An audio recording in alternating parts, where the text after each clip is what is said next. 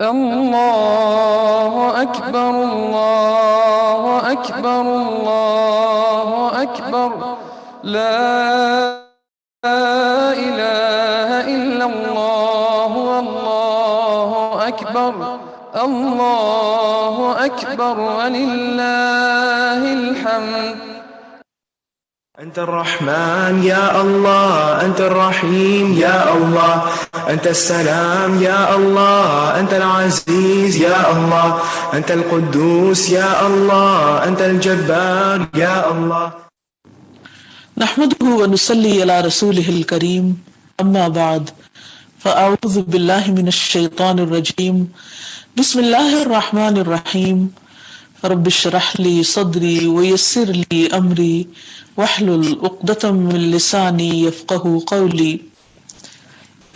آج ہم اللہ سبحانہ تعالیٰ کے نام الصمد پر بات کریں گے. الصمد، وہ جو بے نیاز ہے، وہ جو ہر خوبی میں کامل ہے، اپنی شان اور بزرگی کے اعتبار سے نہایت اعلیٰ و ارفع کہ کوئی اس کا مد مقابل نہیں، کوئی اس کے شان کے ادنا مقام کو بھی نہیں پہنچ سکتا. وہ کہ ساری مخلوق اس کی محتاج ہے اور وہ کسی کا محتاج نہیں، کسی کا بھی ضرورت مند نہیں. عربی زبان میں الصمد کا لفظ کئی معنی میں استعمال ہوتا ہے، لیکن خاص طور پر دو معنی بہت اہم ہیں. نمبر ایک، وہ ذات جو اندر سے کھوکھلی نہ ہو، یعنی اسے کسی چیز کی ضرورت نہ ہو. کسی بھی چیز کا کھوکھلا پن یا خلا اس کے ضرورت مند ہونے کو بتاتا ہے. اور دوسرا معنی کہ اللہ وہ الصمد ہے کہ ضروریات میں اس کی طرف رجوع کیا جاتا ہے، یعنی وہ کسی کا محتاج نہیں لیکن ساری مخلوق اس کی محتاج ہے. اس کائنات کا ایک ایک ذرہ اپنے وجود کے لیے، یعنی اپنی پیدائش کے لیے، پھر سسٹین کرنے کے لیے، اپنی بقا کے لیے، قائم کر رہنے کے لیے اور فائدہ مند ہونے کے لیے، دوسروں کی ضرورت پوری کرنے کے لیے اللہ سبحانہ تعالیٰ کا محتاج ہے. لیکن اللہ سبحانہ تعالیٰ کو کسی کی بھی ضرورت نہیں. جب کائنات نہیں تھی اس نے تخلیق کی، تب بھی وہ سب سے بڑا تھا اور اپنی ذات میں آپ تعریف والا. کائنات کے پیدا ہونے سے اس کی شان یا تعریف میں اضافہ نہیں ہوا، وہ پہلے سے ہی ویسے تھی اور ہمیشہ رہے گی. ازلی اور ابدی رب، جس سے پہلے کوئی نہ تھا اور جس کے بعد کوئی نہ ہوگا، اور جس سے بڑا تو کیا، جس کے برابر بھی اور کوئی نہیں. وہی ہے الصمد جو سب کی ضروریات پوری کرتا ہے لیکن اس کی کوئی ضرورت نہیں. تو آئیے ہم دیکھتے ہیں کہ اس سلسلے میں قرآن و سنت سے ہمیں کیا رہنمائی ملتی ہے. تو سب سے پہلی بات جو اس کے معنی میں پائی جاتی ہے کہ الصمد وہ عربی زبان کا لفظ کہ وہ جس کا کوئی پیٹ نہیں ہوتا، جو اندر سے کھوکھلا نہیں ہوتا، یعنی جو اندر سے. تو آئیے دیکھتے ہیں کہ قرآن و سنت کی روشنی میں ہمیں اس صفت کے بارے میں کیا تعلیم ملتی ہے، ہماری کیا رہنمائی کی گئی ہے. تو الصمد کا عربی زبان میں جو سب سے اہم معنی ہے وہ یہ کہ ایسی چیز جس کا پیٹ نہ ہو اور وہ اندر سے کھوکھلا نہ ہو، خالی نہ ہو. الصمد الذی، جس کا جوف نہیں، جندر خلا نہیں. کیونکہ اندر خالی ہونا یا کھوکھلا ہونا اس بات کی علامت ہے کہ وہ ضرورت مند ہے، جبکہ اللہ سبحانہ تعالیٰ ایسا نہیں. اللہ سبحانہ تعالیٰ کھانا نہیں کھاتا کیونکہ جس کا پیٹ ہو اسے کھانے کی ضرورت پیش آتی اور وہ اس کی ویکنس ہوتی. اللہ سبحانہ تعالیٰ کے اندر ایسی کوئی کمزوری نہیں. قرآن مجید میں آتا ہے وَهُوَ يُطْعِمُ وَلَا يُطْعَمُ، اور وہ کھلاتا ہے اور کھلایا نہیں جاتا، یعنی اس کو کوئی نہیں کھلاتا، نہ اسے کھانے کی ضرورت ہوتی ہے. پھر اسی طرح ایک اور جگہ پر فرمایا کہ وہ رزق دیتا ہے، کسی سے رزق مانگتا نہیں. فرمایا لا نسألک رزقا نحن نرزقک والعاقبۃ للتقوی، ہم تجھ سے کسی رزق کا مطالبہ نہیں کرتے، ہم ہی تجھے رزق دیں گے اور اچھا انجام تقوی کا ہے۔ ایک اور جگہ پر آتا ہے ان اللہ هو الرزاق ذو القوۃ المتین، کہ بے شک اللہ وہی رزاق قوت والا نہایت مضبوط ہے، گویا اسے کسی کی بھی ضرورت نہیں، جبکہ پیٹ ہونا کمزوری کی علامت ہے، اور یہ پیٹ ہر انسان کے ساتھ لگا ہوا ہے، خواہ کوئی بڑے سے بڑا نبی اور پیغمبر ہے یا کوئی عام انسان ہے۔ اس لیے ہم دیکھتے ہیں کہ حضرت عیسیٰ علیہ السلام کے بارے میں اللہ سبحانہ وتعالیٰ فرماتے ہیں کہ وہ اور ان کی والدہ کانا یأکلان الطعام، وہ دونوں کھانا کھاتے تھے اور وہ بازار بھی جاتے تھے، خرید و فروخت کرتے تھے، لیکن اللہ سبحانہ وتعالیٰ نہ وہ کھاتا ہے اور نہ اس کو کھانے کی ضرورت ہے۔ نبی صلی اللہ علیہ وسلم کے بارے میں آتا ہے کہ آپ بعض اوقات بھوک سے بے قرار ہو جاتے تھے اور اللہ سبحانہ وتعالیٰ ہی کی وحدانیت بیان کرتے تھے، رات کو پہلو بدلتے اور لا الہ الا اللہ وحدہ لا شریک لہ پڑھتے۔ انس رضی اللہ عنہ کہتے ہیں کہ رسول اللہ صلی اللہ علیہ وسلم نے فرمایا جب اللہ تبارک و تعالیٰ نے آدم علیہ السلام کا ڈھانچہ تیار کر لیا تو اسے یوں ہی پڑا ہوا چھوڑ دیا، ابلیس اس کے ارد گرد گھوم کر اسے دیکھنے لگا، جب اس نے دیکھا کہ یہ تو اندر سے خالی ہے یعنی کھوکھلا ہے تو کہا کہ میں اس کے مقابلے میں ضرور کامیاب ہو جاؤں گا، کیونکہ یہ ایک ایسی مخلوق ہے جو خود پر قابو نہیں پا سکے گی، اس کی خواہشات ہوں گی، اور حقیقت یہ ہے کہ انسان کی سب سے بڑی خواہشات تو اس کے پیٹ ہی سے متعلق ہے، چاہے وہ بھوک کی خواہش ہو یا شہوت ہو، دونوں اسی سے تعلق رکھتی، اور یہی انسان کی کمزوریاں ہوتی ہیں جن کی وجہ سے انسان عام طور پر حرام کا ارتکاب کرتا ہے۔ اللہ سبحانہ تعالیٰ کو ایسی کوئی کمزوری لاحق نہیں، پیٹ ہی کی وجہ سے انسان کو کھانے پینے کی حاجت ہوتی ہے، اور انس بن مالک کہتے ہیں انہوں نے کہا کہ ابو طلحہ نے میری والدہ ام سلیم سے کہا میں نے رسول اللہ صلی اللہ علیہ وسلم کی آواز سنی تو آپ کی آواز میں بہت کمزوری معلوم ہوئی، میرا خیال ہے کہ آپ کو بہت بھوک لگی ہے، کیا تمہارے پاس کچھ کھانا ہے؟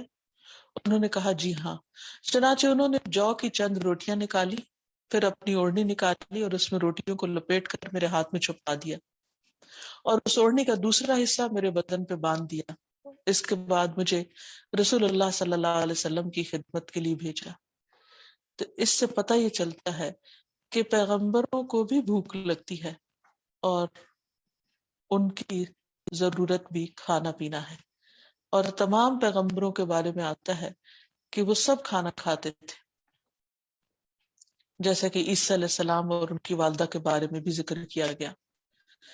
پھر اسی طرح عام انسان کھا کتنے بھی نیک ہو بھوک برداشت نہیں کر سکتے، ایک خاص وقت تک انسان بھوکا رہ سکتا ہے لیکن اس سے زیادہ اگر وہ بھوک کاٹے تو وہ زندہ ہی نہیں رہ سکتا، تو انسان کو اپنے وجود کے بقا کے لیے کھانے کی ضرورت پیش آتی، تھوڑا یا زیادہ کھانا اس کی ضرورت ہوتی ہے۔ جہاں تک بھوک برداشت نہ کر سکنے کا تعلق ہے تو اس بارے میں ابو ہریرہ رضی اللہ عنہ کہتے ہیں کہ لوگ کہتے ہیں کہ ابو ہریرہ بہت احادیث بیان کرتا ہے، حالانکہ ذرا سا پیٹ بھرنے کے بعد میں رسول اللہ صلی اللہ علیہ وسلم کے ساتھ ہر وقت لگا رہتا تھا، میں خمیری روٹی نہ کھاتا تھا نہ عمدہ لباس پہنتا تھا تاکہ میرا وقت علم کے سوا کسی دوسری چیز کے حاصل کرنے میں نہ لگ جائے، اور نہ میری خدمت کے لیے کوئی فلاں یا فلانی تھی، بلکہ میں بھوک کی شدت کی وجہ سے اپنے پیٹ سے پتھر باندھ لیا کرتا، بعض اوقات میں کسی کو کوئی آیت اس لیے پڑھ کر اس کا مطلب پوچھتا کہ وہ مجھے اپنے گھر لے جا کر کھانا کھلا دے، حالانکہ مجھے خود اس آیت کا مطلب معلوم ہوتا۔ مسکینوں کے ساتھ سب سے بہتر سلوک کرنے والے جعفر بن ابی طالب تھے، ہمیں اپنے گھر لے جاتے اور جو کچھ بھی گھر میں ہوتا وہ ہمیں کھلاتے، بعض اوقات تو ایسا ہوتا کہ صرف شہد یا گھی کی کپی ہی نکال کر لاتے اور ہم اسے پھاڑ کر اس میں جو کچھ ہوتا اسے چاٹ لیتے، یعنی ان کے پاس بھی کچھ کھلانے کو نہیں ہوتا تھا لیکن پھر بھی وہ لے جاتے تھے۔ تو اس سے یہ پتہ چلتا ہے کہ کہ وہ صحابہ ہیں جنہوں نے بڑے بڑے کام کیے اور علم کی بہت خدمت کی، اور اس خدمت کی وجہ سے وہ ایسے مصروف ہوئے کہ اپنی ذات کے لیے، اپنے کام کاروبار کے لیے وقت نہیں نکال سکتے تھے، لیکن بھوک تو انہیں بھی لگتی تھی۔ اسی طرح اسی کمزوری کی وجہ سے انسان کی عبادت میں بھی خلل پڑتا ہے۔ جب انسان کو بھوک لگتی ہے تو اس کا عبادت میں دل نہیں لگتا، وہ نماز میں خشوع خضوع قائم نہیں رکھ سکتا۔ اسی لیے نبی صلی اللہ علیہ وسلم نے فرمایا اگر شام کا کھانا سامنے رکھا جائے اور ادھر نماز کے لیے تکبیر بھی ہونے لگے تو پہلے کھانا کھا لو، ورنہ کیا ہوگا، نماز میں سارا دھیان کھانے کی طرف ہوگا۔ حالانکہ نماز میں انسان کا دھیان صرف اور صرف اللہ سبحانہ وتعالیٰ کی طرف ہی ہونا چاہیے۔ انس بن مالک سے بھی روایت ہے کہ رسول اللہ صلی اللہ علیہ وسلم نے فرمایا جب شام کا کھانا سامنے ہو اور نماز بھی کھڑی ہونے والی ہو تو مغرب کی نماز پڑھنے سے پہلے کھانا کھا لو، اور کھانا چھوڑ کر نماز میں جلدی نہ کرو، یعنی جلدی جلدی مت نماز پڑھو۔ لیکن اللہ سبحانہ وتعالیٰ کو کھانے کی ضرورت نہیں ہوتی، وہ کھانے پینے سے بالکل پاک ہے۔ اللہ تعالیٰ فرماتے ہیں قل اغیر اللہ اتخذ ولیا فاطر السماوات والارض وهو یطعم ولا یطعم، کہہ دیجئے کیا میں اللہ کے سوا کوئی اور دوست بناؤں جو آسمانوں اور زمین کو پیدا کرنے والا ہے، حالانکہ وہ کھلاتا ہے اور اسے کھلایا نہیں جاتا۔ پھر یہ بھی یاد رکھیے کہ بہت سی امراض پیٹ کی وجہ سے ہی ہوتی، یعنی صرف انسان کی بھوک ہی نہیں بلکہ بیماریوں کی وجہ بھی اس کا پیٹ ہوتا ہے۔ نبی صلی اللہ علیہ وسلم نے فرمایا کہ ڈوبنے والے، پیٹ کی بیماری میں مرنے والے، طاعون میں مرنے والے اور دب کے مرنے والے شہید ہیں۔ یعنی پیٹ کی بیماری بڑی بیماریوں میں سے ایک بیماری ہوتی ہے کہ جس پر موت انسان کے لیے شہادت کا باعث بھی بنتی ہے۔ لیکن اس کے علاوہ بھی آپ نے فرمایا کہ بدترین برتن جس سے کوئی بھرتا ہے وہ پیٹ ہوتا ہے، کیونکہ سارے جسم کو وہیں سے رگیں جاتی، تو اگر پیٹ بیمار ہو تو باقی جسم بھی بیمار ہوتا ہے۔ پھر اسی وجہ سے انسان کو قضاء حاجت کی ضرورت بھی پڑتی ہے، پیٹ کے اندر ہی انسان کی ساری گندگی بھی ہوتی ہے، اور پیٹ ہی کی وجہ سے انسان کا لالچ بھی بڑھتا ہے۔ آپ صلی اللہ علیہ وسلم نے فرمایا کہ اگر ابن آدم کے لیے 2 وادیاں سونے کی ہوں تو وہ تیسری کی خواہش کرے گا، اور اس کا پیٹ مٹی کے سوا اور کوئی چیز نہیں بھر سکتی، یعنی قبر میں جا کر ہی اس کی یہ خواہشات پوری ہوں گی۔ جبکہ اللہ سبحانہ تعالیٰ کو اس قسم کی کوئی بھی چیز لاحق نہیں، نہ کوئی کھانے کی ضرورت، نہ کوئی بیماری، اور نہ ہی کسی قسم کی کوئی عیب والی چیز، وہ ان سب چیزوں سے پاک ہے۔ پھر یہ بھی ہے کہ انسان پیٹ ہی میں پلتا بڑھتا ہے دنیا میں آنے سے پہلے۔ قرآن مجید میں اللہ تعالیٰ فرماتے ہیں وَاللَّهُ أَخْرَجَكُم مِّن بُطُونِ أُمَّهَاتِكُمْ، اللہ نے تمہیں تمہارے ماؤں کے پیٹوں سے نکالا۔ دوسری جگہ پر فرمایا یخلقکم فی بطون امہاتکم خلقا من بعد خلق فی ظلمات 3 ذالکم اللہ ربکم لہ الملک لا الہ الا ہوا فانا تصرفون۔ اس نے تمہیں ایک جان سے پیدا کیا، پھر اس سے اس کی بیوی بنائی، اور تمہارے لیے مویشیوں میں سے 8 نر اور مادہ پیدا کیے۔ وہ تمہیں تمہاری ماؤں کے پیٹوں میں 3 تاریک پردوں میں ایک کے بعد دوسری شکل دیتے ہوئے پیدا کرتا ہے۔ یہ ہے اللہ، ان صفات کا مالک، تمہارا پروردگار، بادشاہی اسی کی ہے، اس کے سوا کوئی الہ نہیں، پھر تم کہاں سے پھیر دیے جاتے ہو۔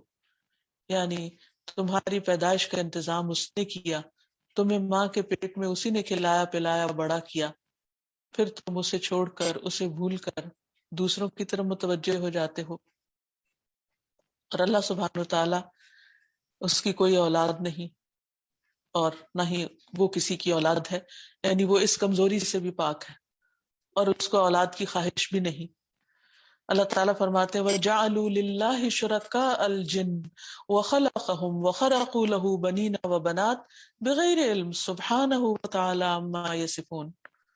ان لوگوں نے جنوں کو اللہ کا شریک بنا دیا، حالانکہ اللہ ہی نے ان کو پیدا کی، پھر بغیر علم کے اللہ کے لیے بیٹے اور بیٹیاں گھر ڈالے۔ یعنی جب اللہ کا پیٹ ہی نہیں اور تخلیق کا وہ مقام ہی نہیں تو کیسے انہوں نے اللہ کے بیٹے بیٹیاں بنا دیے؟ جو کچھ یہ لوگ بیان کرتے ہیں اللہ اس سے پاک اور بہت بلند ہے۔ پھر الصمد کا ایک معنی وہ یہ ہے کہ وہ جو اپنی صفات میں کامل ہو، جس کی ہر صفت بہت مکمل ہو۔ اس سلسلے میں ابن عباس کہتے ہیں اپنی تفسیر میں کہ الصمد وہ سردار ہے جو اپنی سرداری میں کامل ہے، وہ شرف والا ہے جو اپنے شرف میں کامل ہے، وہ عظیم ہے جو اپنی عظمت میں کامل ہے، وہ حلیم ہے جو اپنے حلم میں کامل ہے، وہ غنی ہے جو اپنے غنا میں کامل ہے، وہ جبار ہے جو اپنے جبر میں کامل ہے، وہ علم والا ہے جو اپنے علم میں کامل ہے، وہ حکیم ہے جو اپنی حکمت میں کامل ہے، وہ ذات جو ہر طرح کے شرف اور سرداری میں کامل ہے، وہ اللہ ہی کی ذات ہے، یہ صفت صرف اس کے لیے ہے۔ تو گویا ایک الصمد کے اندر باقی ساری صفات آ جاتی ہیں کہ وہ ہر صفت کے اندر کامل اور مکمل ہے، اور کوئی بھی اس کی صفت، اس میں کسی قسم کی کوئی کمی کمزوری نہیں۔ پھر اسی طرح الصمد کے معنوں میں یہ کہ وہ اپنی سرداری میں کامل ہے۔ مطرف سے روایت ہے، وہ کہتے ہیں کہ میرے والد نے کہا کہ میں بنی عامر کے وفد کے ساتھ رسول اللہ صلی اللہ علیہ وسلم کے پاس گیا، تو ہم نے کہا کہ آپ ہمارے سردار ہیں، آپ ہمارے سید ہیں۔ آپ نے فرمایا سید تو اللہ تبارک و تعالی ہے۔ تو الصمد کا ایک معنی السید بھی ہے۔ پھر الصمد کا ایک معنی شرف میں کامل، عزت اور مقام اور مرتبے میں مکمل ہونے کے لیے بھی آتا ہے۔ عرب لوگ اپنے سرداروں کو صمد کہتے، لیکن اللہ سبحانہ وتعالی وہ الصمد ہے جو ہر لحاظ سے کامل ہے، سب سے بڑا سردار کہ جس کے مقابل کوئی بھی نہیں۔ پھر اسی طرح الصمد میں عظمت کا معنی بھی پایا جاتا ہے، تو اللہ سبحانہ وتعالی اپنی عظمت میں بھی کامل ہے۔ رسول اللہ صلی اللہ علیہ وسلم نے فرمایا، اللہ عز و جل کا فرمان ہے، آئی میری چادر ہے اور عظمت میرا ازار ہے، تو جو کوئی ان دونوں چیزوں میں سے کسی کو مجھ سے چھیننے کی کوشش کرے گا میں اسے جہنم میں ڈال دوں گا۔ یعنی بڑائی صرف اللہ کو زیبا ہے، کوئی اور بڑا بننا چاہے گا تو اللہ تعالیٰ اس کو نیچا کر دے گا۔ پھر اسی طرح الصمد وہ جو اپنے حلم میں کامل ہو۔ ابو موسیٰ رضی اللہ عنہ کہتے ہیں کہ نبی صلی اللہ علیہ وسلم نے فرمایا، کوئی شخص تکلیف دینے والی بات سن کر اللہ سے زیادہ صبر کرنے والا نہیں کہ لوگ اس کے لیے بیٹا بناتے ہیں اور وہ انہیں معاف کر دیتا ہے اور انہیں رزق عطا کرتا ہے۔ کرتے ہیں جو اللہ سبحانہ وتعالیٰ کو غصہ دلانے والی ہیں، اور اللہ تعالیٰ چاہے تو ان باتوں پر انہیں فوراً پکڑ لے، لیکن وہ بردبار ہے، الحلیم ہے، وہ برداشت کرتا ہے اور بندوں کو مہلت دیتا رہتا ہے تاکہ وہ باز آ جائیں، توبہ کر لیں۔ پھر اسی طرح اللہ تعالیٰ اپنے غنا میں کامل ہے، یعنی الغنی ہے، اور اس کی یہ صفت بھی کامل ہے۔ قرآن پاک میں اللہ تعالیٰ فرماتے ہیں فَإِنَّ اللَّهَ غَنِيٌّ عَنِ الْعَالَمِينَ، کہ بے شک اللہ تعالیٰ تمام دنیا والوں سے بے نیاز ہے، تمام دنیا والوں سے غنی ہے، اس کو کسی کی عبادت کی، کسی کی خدمت کی، کسی مدد کی قطعاً کوئی ضرورت نہیں۔ پھر اسی طرح کسی چیز کا محتاج نہیں، کیونکہ وہ تو کچھ بھی کرنا چاہے تو اس کو صرف کن، دو حرف کہنے کی ضرورت ہوتی ہے اور وہ چیز ہو جاتی ہے۔ انما قولنا لشیء اذا اردناه ان نقول له کن فیکون، ہم جب کسی چیز کا ارادہ کر لیتے ہیں تو بس اتنا ہی کہہ دیتے ہیں کہ ہو جا، اور وہ ہو جاتی ہے۔ پھر اسی طرح اللہ سبحانہ تعالی جبار ہونے میں کامل ہے، سبحان ذی الجبروت والملکوت والکبریاء والعظمت، تمام تعریفیں اس اللہ کے لیے ہیں جو طاقت اور سلطنت والا ہے، کبریائی اور عظمت والا ہے۔ پھر اسی طرح اللہ تعالیٰ عاجز نہیں، کمزور نہیں کہ وہ کسی کی مدد چاہتا ہو۔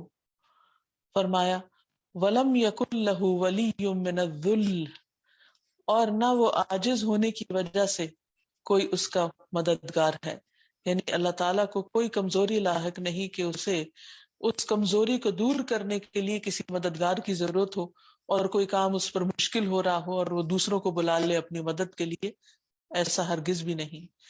پھر اسی طرح اللہ تعالیٰ اپنے علم میں کامل ہے، فرمایا وَفَوْقَ كُلِّ ذِي عِلْمٍ عَلِيمٍ، ہر علم والے کے اوپر ایک علم والا ہے، اور ان سب کے اوپر اللہ سبحانہ وتعالیٰ ہے، اور اللہ سبحانہ وتعالیٰ سے بڑھ کر کسی کا بھی علم نہیں ہے۔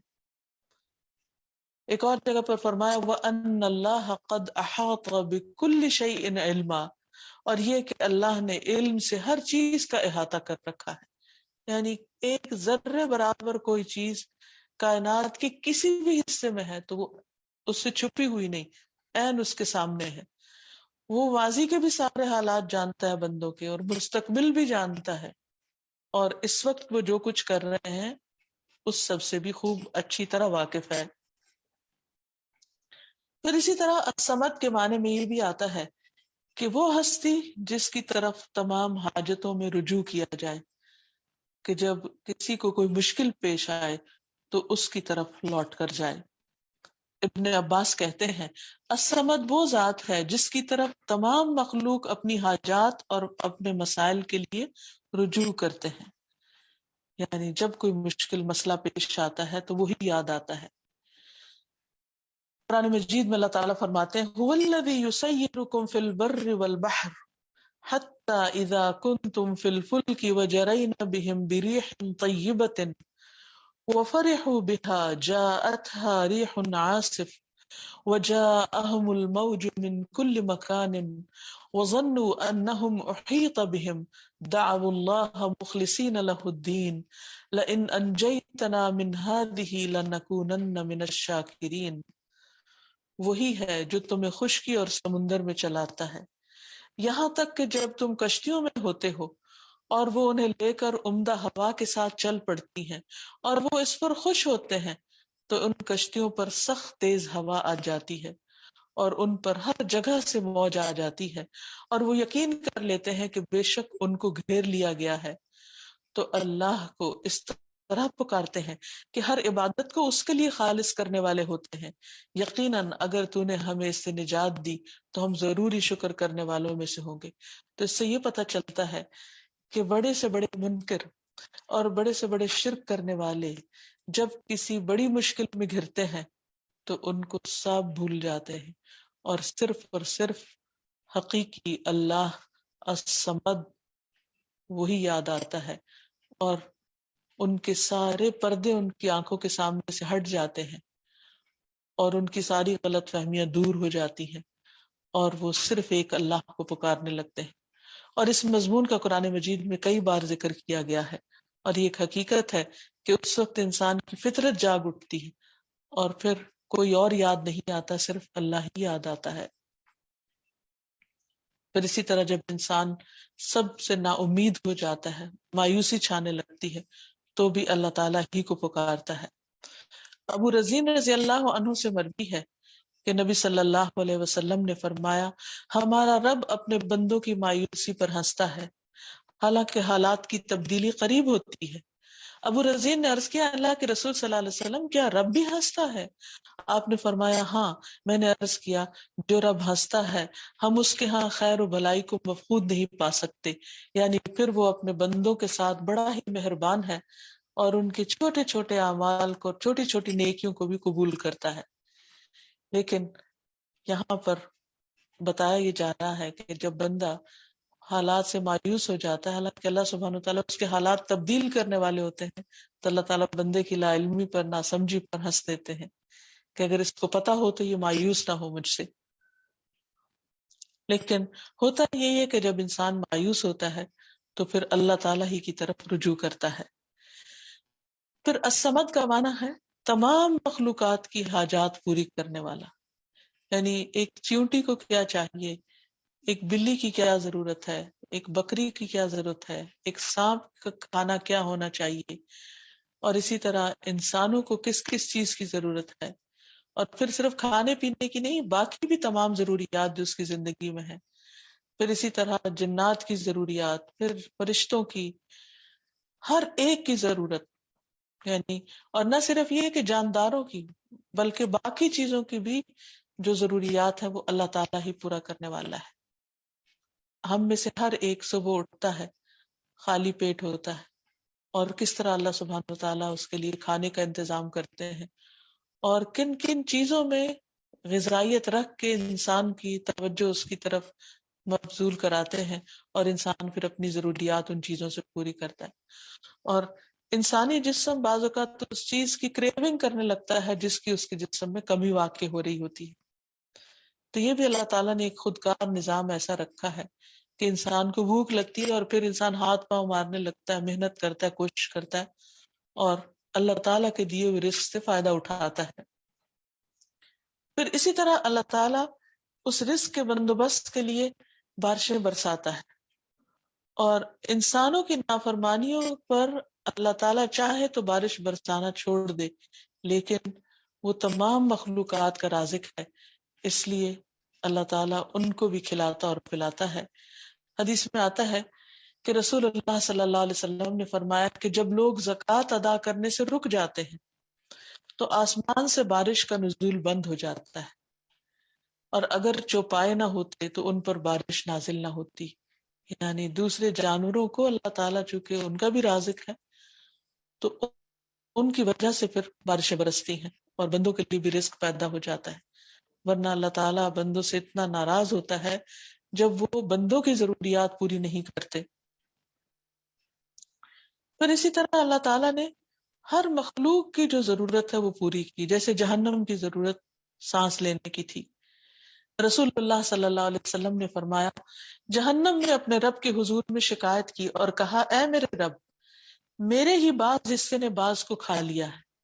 یعنی اتنی شدید چیز ہے، وہ اتنی سخت چیز ہے کہ وہ کسی کو بھی نہیں چھوڑتی، لا تبقی ولا تذر، نہ وہ باقی رکھے اور نہ چھوڑے، یعنی ہر چیز اس کے اندر سمٹتی چلی جاتی ہے۔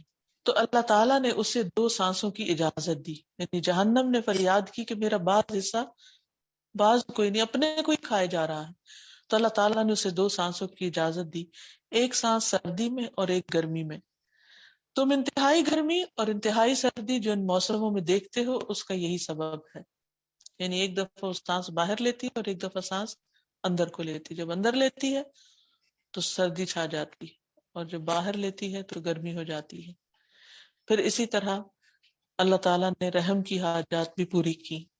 نبی صلی اللہ علیہ وسلم نے فرمایا، رحم رحمان سے نکلا ہے، جو قیامت کے دن آئے گا اور عرض کرے گا، اے میرے رب مجھے کاٹا گیا، اے میرے رب مجھ پر ظلم کیا گیا، اے میرے رب میرے ساتھ برا سلوک کیا گیا، تو اللہ تعالیٰ اسے جواب دے گا، کیا تو اس بات پر راضی نہیں کہ میں اسے جوڑوں گا جو تجھے جوڑے گا، اور میں اس سے کاٹوں گا جو تجھے کاٹے گا؟ تو اس نے کہا کہ ہاں میں اس بات پر راضی ہوں۔ تو اس سے یہ پتہ چلتا ہے کہ انسانوں اور جانوروں کے علاوہ باقی مخلوقات کی ضروریات بھی اللہ تعالیٰ نے ہی پوری کی ہیں۔ حتیٰ کہ لعنت نے بھی اپنے کام کے بارے میں پوچھا کہ مجھے کس پر جانا چاہیے اگر کوئی اس کا مستحق نہ ہو جس کی طرف بھیجی جا رہی۔ تو اس بارے میں آتا ہے کہ جس شخص پر لعنت بھیجی گئی ہو، لعنت اس کی طرف متوجہ ہوتی ہے، اگر وہاں تک پہنچنے کا راستہ مل جائے تو وہ اس پر واقع ہو جاتی ہے، ورنہ اللہ تعالیٰ کی بارگاہ میں عرض کرتی ہے کہ اے میرے رب، مجھے فلاں شخص کی طرف متوجہ کیا گیا لیکن میں نے اس تک پہنچنے کا راستہ نہیں پایا، یعنی وہ ڈیزرو نہیں کرتا لعنت کو، اب کیا کروں؟ تو اس سے کہا جاتا ہے کہ جہاں سے آئی ہے وہیں واپس چلی جا، یعنی جس نے لعنت بھیجی ہے تو اسی پر واپس پلٹ جا۔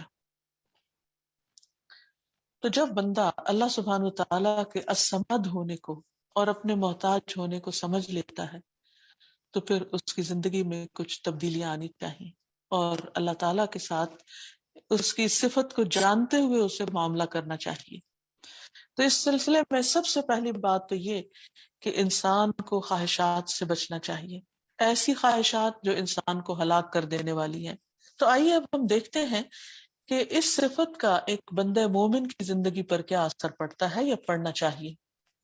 جب انسان اپنے رب کو پہچان جاتا ہے کہ وہ الصمد ہے، وہ بے نیاز ہے، وہ ہر طرح کی حاجت سے مبرہ ہے، تو پھر انسان کو یہ ریئلائزیشن ہوتی ہے کہ وہ تو بہت محتاج ہے اور ساری کمزوریاں انسان کو لگی ہوئی ہیں، اور اسے کسی بھی قسم کے غرور اور تکبر کی ضرورت نہیں، اسے اپنے آپ کو بندہ ہی سمجھنا چاہیے، اور بندہ سمجھتے ہوئے پھر اپنے آپ کو اللہ کی بندگی میں دینا چاہیے، اس کا تابعدار اور فرما بردار بندہ بن جانا چاہیے۔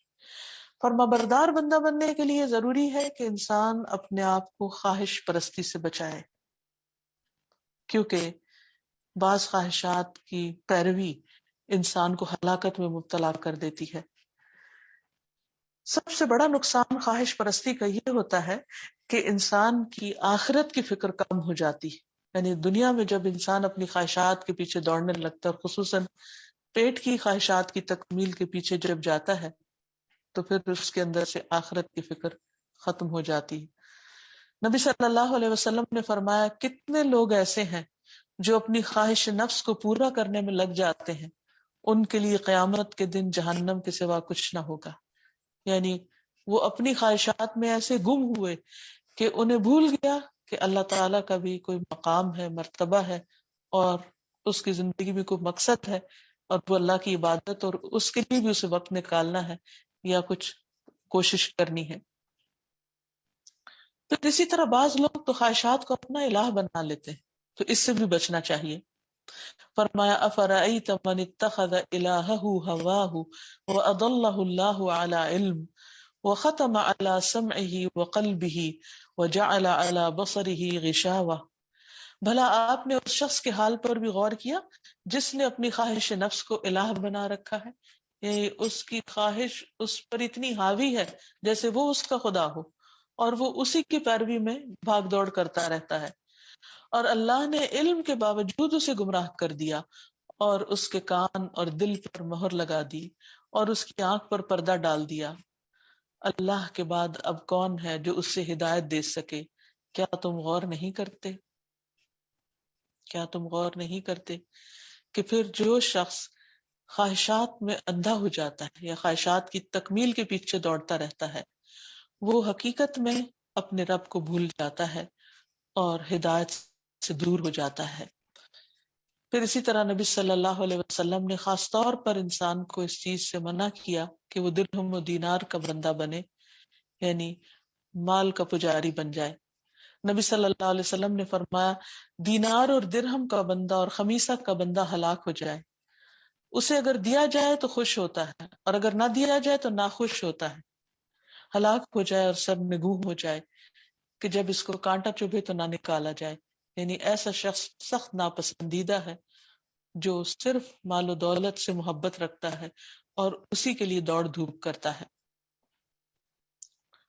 تو الصمد کے بندے بن کر پھر اپنی خواہشات کو کنٹرول میں رکھنا بہت ضروری ہے کہ وہ الہ نہ بن جائے، اور خصوصاً پیٹ اور شہوت کی خواہش تباہ کن بھی ہوتی ہے۔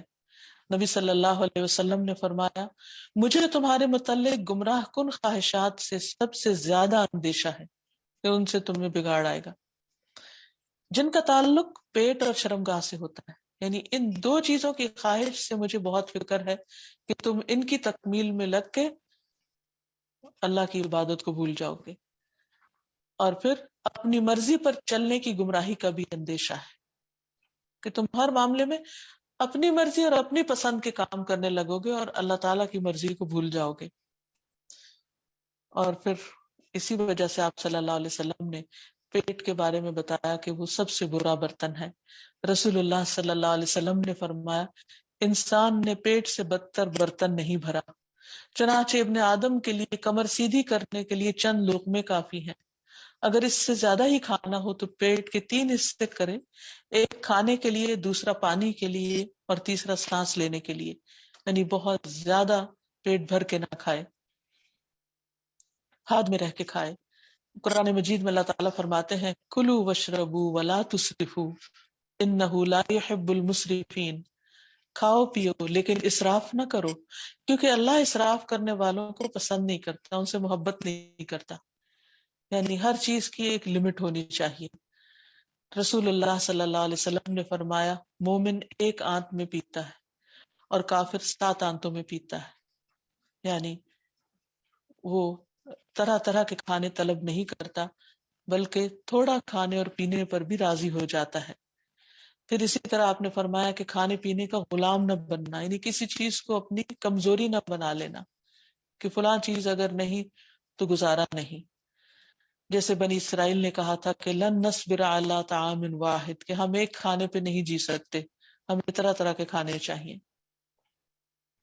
پھر اسی طرح پیٹ اتنا نہ بھرا جائے کہ انسان ڈکار لینے پر آ جائے. ابن عمر کہتے ہیں کہ ایک شخص نے نبی صلی اللہ علیہ وسلم کے سامنے ڈکار لی تو آپ نے فرمایا اپنی ڈکار ہم سے دور رکھو، کیونکہ دنیا میں زیادہ پیٹ بھر کر کھانے والے قیامت کے دن سب سے زیادہ بھوکے رہیں گے. پھر اسی طرح یہ ہے کہ الصمد کو اپنی تمام حاجات میں گڑ گڑا کے پکارنا چاہیے. انسان کی زندگی میں کوئی بھی ضرورت ہو، چھوٹی ہو یا بڑی ہو، وہ اللہ سبحانہ و تعالیٰ کو پکارے اور سب سے پہلے اللہ سبحانہ و تعالیٰ ہی کی طرف رجوع کرے. اور اس میں انسان اپنے ہاتھ اٹھا کر بھی مانگے اور اپنی پیشانی کو زمین پر رکھ کر بھی اللہ تعالیٰ کے سامنے انتہائی عاجزی کا مظاہرہ کرتے ہوئے اللہ تعالیٰ سے دعائیں کرے. اسی لیے ہم دیکھتے ہیں کہ ایک عورت جو نبی صلی اللہ علیہ وسلم کے پاس اپنے شوہر کی شکایت لے کر آئی اور وہ آپ سے مسئلے کا حل چاہ رہی تھی، تو اس پر وہ آپ سے بار بار تکرار کر رہی تھی، تو اللہ سبحانہ و تعالیٰ نے اسی وقت آیات نازل کی اور اس کے مسئلے کا حل بتا دیا اور فرمایا قد سمع اللہ قول التی تجادلک فی زوجہا وتشتکی الی اللہ واللہ یسمع تحاورکما. یقیناً اللہ نے سن لی اس عورت کی بات جو اپنے شوہر کے معاملے میں تم سے شکایت کر رہی تھی اور اللہ سے شکوہ کر رہی تھی، جو آپ سے جھگڑ رہی تھی اور اللہ سے شکوہ کر رہی تھی، اور اللہ تم دونوں کی گفتگو سن رہا تھا. تو اللہ سبحانہ تعالیٰ نے ایک عورت کی فریاد سنی. اللہ تعالیٰ سب کی فریادیں سنتا ہے. پھر اسی طرح کسی بھی قسم کی پریشانی ہو تو اس پریشانی کو دور ہونے کے لیے دعا کے بعد اللہ تعالیٰ سے امید رکھی جائے اور خاص طور پر وہ دعائیں مانگی جائیں جن کے ذریعے دعائیں قبول ہوتی ہیں. اللہ تعالیٰ کا یہ نام جس دعا میں آتا ہے اس دعا کو مانگنے سے دعائیں قبول ہوتی ہیں. حدیث میں آتا ہے کہ رسول اللہ صلی اللہ علیہ وسلم مسجد میں داخل ہوئے تو دیکھا کہ ایک شخص نے اپنی نماز پوری کر لی اور تشہد میں بیٹھا کہہ رہا ہے اللہم انی اسألک یا اللہ الاحد الصمد الذی لم یلد ولم یولد ولم یکن لہ کفوا احد ان تغفر لی ذنوبی انک انت الغفور الرحیم. اے اللہ بے شک میں تجھ سے سوال کرتا ہوں، اے اللہ جو تنہا ہے، بے نیاز ہے، ایسی ذات ہے جس نے کسی کو جنم نہیں دیا اور نہ ہی وہ جنم دیا گیا اور نہ ہی اس کا کوئی ہمسر ہے، یہ کہ تو میرے لیے میرے گناہوں کی بخشش فرما دے، بے شک تو بہت بخشنے والا نہایت مہربان ہے. آپ نے 3 بار فرمایا کہ اس شخص کو بخش دیا گیا ہے. تو آپ دیکھیے کہ اس دعا کے اندر بھی اللہ سبحانہ و تعالیٰ کی صفت الصمد کا ذکر آتا ہے. پھر اسی طرح یہ کہ انسان رات کو سوتے وقت سورۃ الاخلاص اور معوذتین کو پڑھ کر اللہ سبحانہ و تعالیٰ کی ان صفات کو یاد کر کے اپنے آپ کو اور اپنے تمام امور کو اللہ تعالیٰ کے سپرد کر دے اور اللہ تعالیٰ کی طرف رجوع کرے. اللہ تعالیٰ انسان کی دعائیں سننے والا ہے. تو اللہ تعالیٰ سے دعا ہے کہ وہ ہمارے تمام معاملات کو آسان فرما دے، ہماری ساری مشکلات کو دور فرما دے اور ہر مشکل میں ہم صرف اور صرف اسی کی طرف رجوع کرنے والے ہوں. ہماری ساری امیدیں اور توقعات اسی سے وابستہ ہوں، کیونکہ غموں کا علاج، دکھوں کا علاج، پریشانیوں کا علاج، بیماریوں کا علاج سب اسی کے ہاتھ میں ہے. اللہ تعالیٰ ہمیں اپنے در سے، اپنے فضل سے اور اپنی رحمت سے محروم نہ رکھے. أنت الرحمن يا الله، أنت الرحيم يا الله، أنت السلام يا الله، أنت العزيز يا الله، أنت القدوس يا الله، أنت الجبار يا الله. بسم اللہ الرحمن الرحیم. آج ہم انشاءاللہ اللہ سبحانہ تعالیٰ کے نام القدیر پر بات کریں گے. القدیر کے علاوہ اسی روٹ سے القادر اور المقتدر بھی اللہ سبحانہ تعالیٰ کے نام ہیں. القادر کا معنی ہے مکمل قدرت رکھنے والا، القدیر دائمی قدرت رکھنے والا اور المقتدر اقتدار والا. تو اللہ سبحانہ تعالیٰ ایسا قادر ہے، ایسی طاقت رکھتا ہے کہ جو چاہے کر سکتا ہے اور کوئی بھی اس کو عاجز نہیں کر سکتا. اول سے آخر تک ہر چیز پر مکمل کنٹرول اسی کا ہے. اسی نے کسی کی بھی مدد کے بغیر یہ تمام دنیا پیدا کی اور ان کی تقدیریں بنائی. ہر چیز کو ایک اندازے کے ساتھ پیدا کیا، جس کو جو چاہے سائز، رنگ، کلر، ہر چیز عطا کی، اور اس معاملے میں کسی اور کا کوئی مشورہ اس کو نہیں ملا اور نہ ہی اسے اس کی کوئی ضرورت تھی. تو آئیے دیکھتے ہیں کہ قرآن و سنت کی روشنی میں ہمیں اسلام کے بارے میں کیا تعلیمات ملتی ہیں، کیا رہنمائی ملتی ہے. سب سے پہلی چیز تو یہ کہ اللہ سبحانہ و تعالی ہر چیز پر پوری طرح قادر ہے. ہر چیز اس کی ملکیت میں ہے، اس کے کنٹرول میں ہے، اس کے اختیار میں ہے، اور اس میں اس کا کوئی بھی شریک نہیں.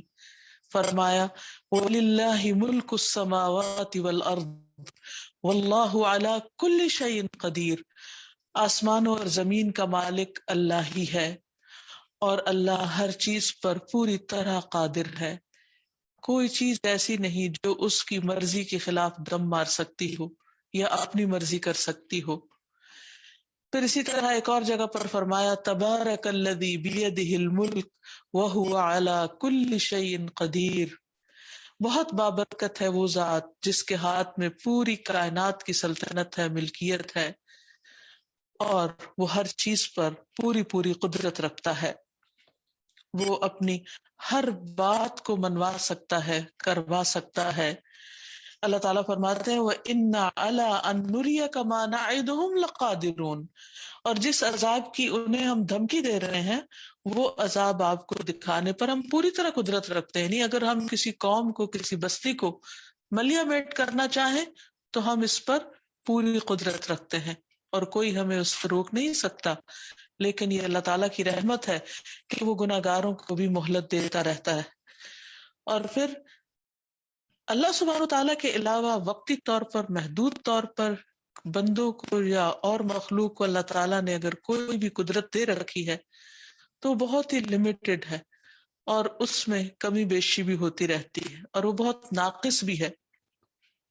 بہت دفعہ انسان کے پاس کسی کام کے کرنے کی قدرت ہوتی ہے لیکن وہ اپنی کمزوریوں کے باعث کر نہیں پاتا. مثلا انسان کے اندر قدرت ہوتی ہے کہ وہ اپنا غصہ کنٹرول کر سکے لیکن اپنی کمزوری کی وجہ سے وہ نہیں کر پاتا. اسی طرح بھوک کنٹرول کرنا نہیں کر پاتا. اسی طرح کسی کے ساتھ ظلم و زیادتی سے بچنا یا گناہ سے بچنا، یہ تمام چیزیں اللہ تعالیٰ نے انسان کے اندر ودیت کر رکھی ہیں، اسی لیے اس سے اچھے عمل کا مطالبہ ہے. لیکن ہم دیکھتے ہیں کہ بہت دفعہ انسان قدرت رکھنے کے باوجود بھی کر نہیں سکتا اپنی کمزوریوں اور اپنی خواہشات کی پیروی کی بنا پر. پھر اسی طرح اللہ تعالیٰ نے بعض بندوں کو بعض بندوں پر بھی قدرت دی ہے، یعنی ان کو ان کے تابع کر دیا ہے، ان کے بس میں کر دیا، ان کے کنٹرول میں دے دیا ہے. جیسے پہلے زمانے میں غلامی کا رواج تھا تو ملک یمین یعنی دائیں ہاتھ کے جن کے مالک ہوتے تھے لونڈی غلام وغیرہ، لیکن ان کے بارے میں بھی نبی صلی اللہ علیہ وسلم نے یہ تعلیم دی کہ تمہارا رب اس سے زیادہ تم پر قدرت رکھتا ہے. یعنی اگر ان کے ساتھ تم نے کوئی زیادتی کی یا کسی قسم کا کوئی ان پر ظلم کیا تو اللہ سبحانہ تعالیٰ کی پکڑ سے غافل نہ ہونا.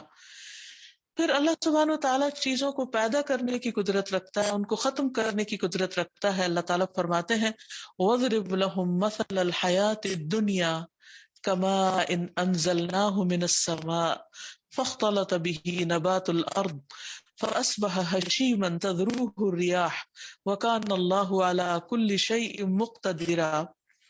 اور ان کے لیے دنیا کی زندگی کی مثال بیان کرو جیسے پانی جسے ہم نے آسمان سے اتارا اور اس کے ساتھ زمین کی نباتات خوب مل جل گئیں، پھر وہ چورا بن گئی جسے ہوائیں اڑائے لیے پھرتی ہیں. اور اللہ ہمیشہ سے اپنی ہر چیز پر قدرت رکھنے والا ہے.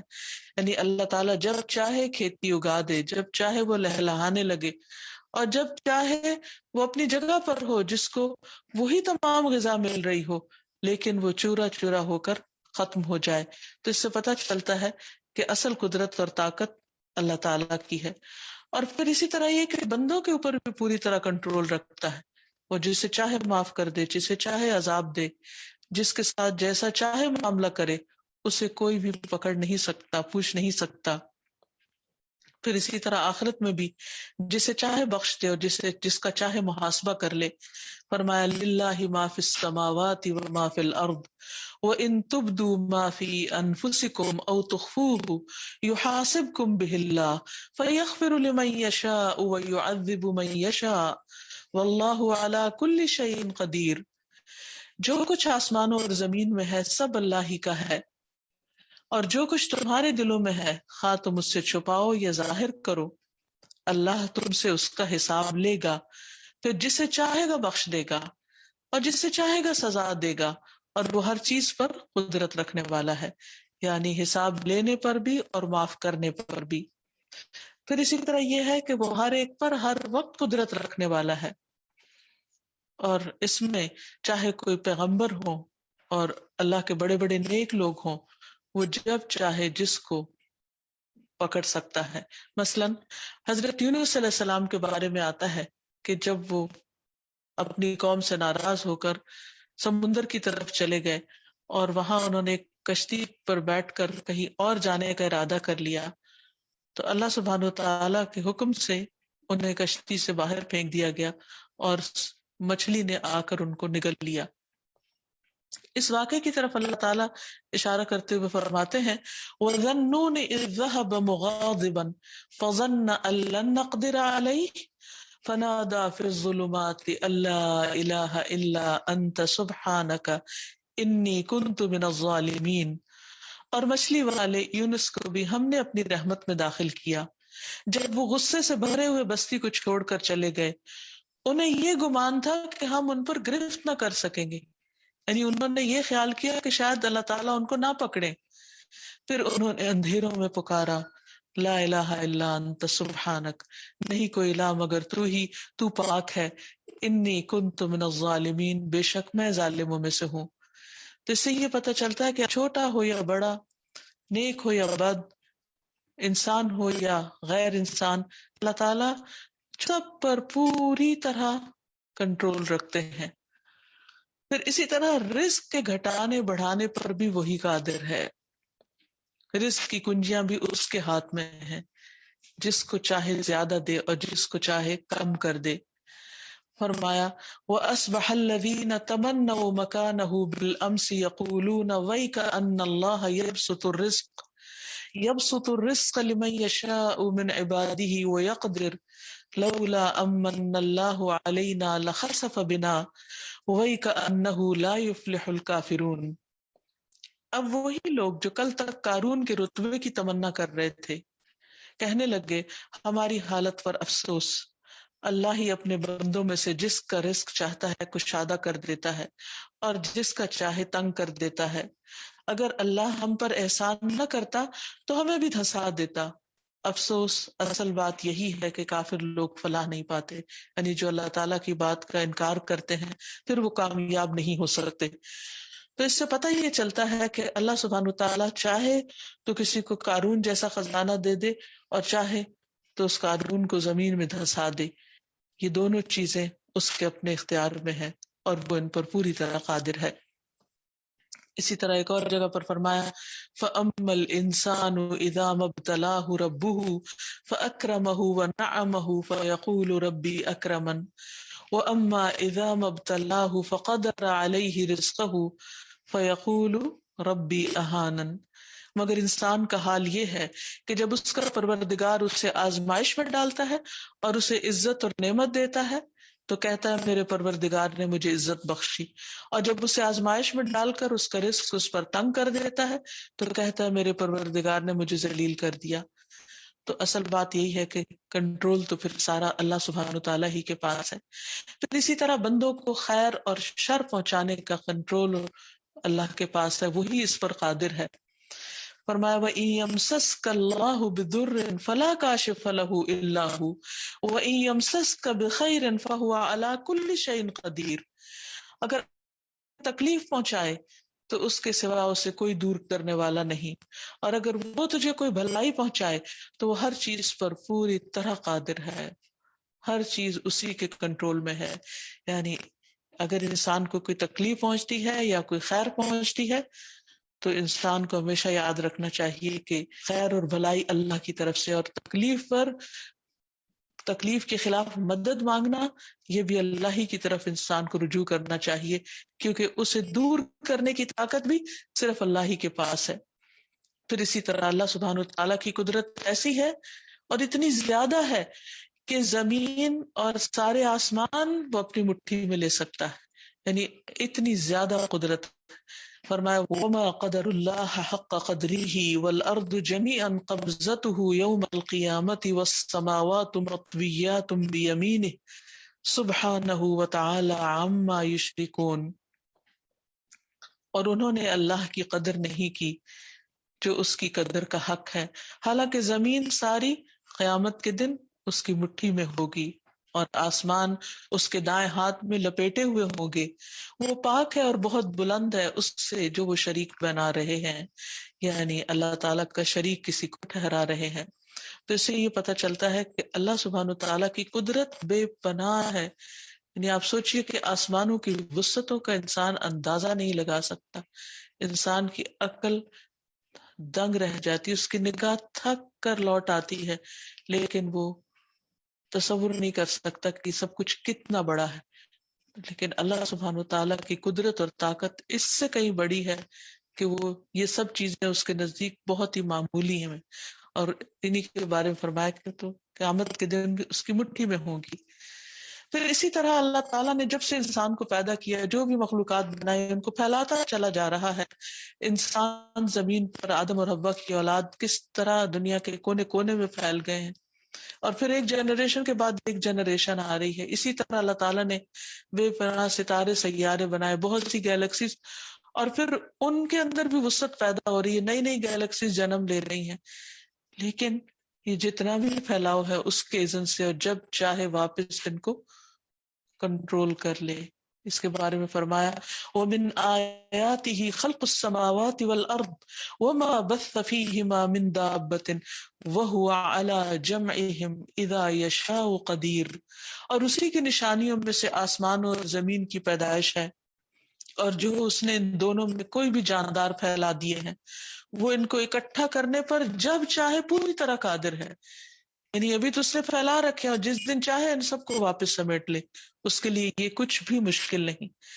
پھر اسی طرح اللہ سبحانہ تعالیٰ قوموں کو بدلنے پر بھی پوری طرح قادر ہے. آج ایک قوم ترقی کر جاتی ہے اور دوسری دنیا کو کنٹرول کرنے لگتی ہے، اور کل اللہ تعالیٰ غیر محسوس طریقے سے وہ تبدیلی کر ڈالتے ہیں اور کوئی اور سویلائزیشن یا تہذیب زیادہ نمایاں ہو کر ابھر کر سامنے آ جاتی ہے اور پہلی ملیا میٹ ہو کر رہ جاتی ہے. اور ہر کچھ عرصے کے بعد دنیا ایک نئی تبدیلی دیکھتی ہے. یہ سب تبدیلیاں کون کر رہا ہے؟ اس کا مالک اور اس پر قادر بھی دراصل اللہ تعالی ہے.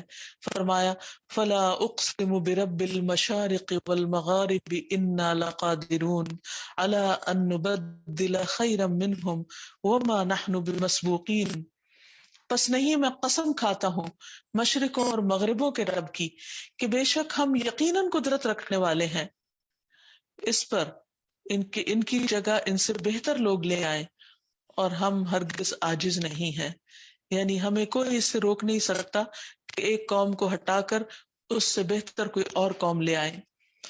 پھر اسی طرح اللہ تعالیٰ سرکشوں کو پکڑنے پر بھی پوری طرح قادر ہے. یعنی اللہ تعالیٰ مہلت دیتا ہے ظالم کو، لیکن ایسا نہیں ہوتا کہ اس کو ہمیشہ کے لیے چھوڑ دے کہ جو جی چاہے کرتا رہے.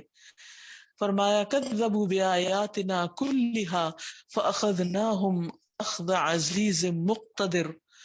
انہوں نے ہماری سب کی سب نشانیوں کو جھٹلا دیا تو ہم نے انہیں پکڑا جیسے اس کی پکڑ ہوتی ہے جو سب پر غالب ہے، بے حد قدرت والا.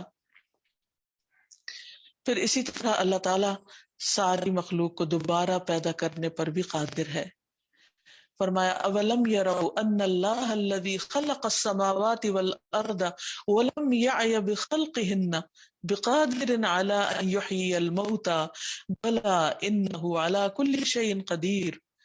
کیا انہوں نے دیکھا نہیں کہ اللہ ہی ہے جس نے آسمانوں اور زمین کو پیدا کیا اور انہیں پیدا کر کے تھک نہیں گیا، اور وہ اس بات پر قادر ہے کہ مردوں کو زندہ کرے؟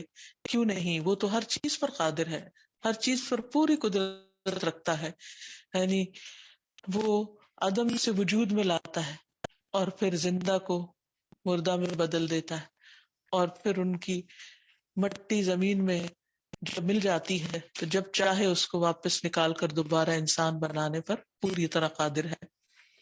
پھر اسی طرح قرآن مجید میں ایک واقعہ ہمیں ملتا ہے کہ ایک شخص کو اللہ تعالیٰ نے 100 سال تک مارے رکھا اور پھر اس کو دوبارہ زندہ کر دیا، اور اس کے گدھے کو بھی زندہ کر دیا. تو اس سے بھی پتہ چلتا ہے کہ وہ زندہ کرنے پر پوری طرح قادر ہے.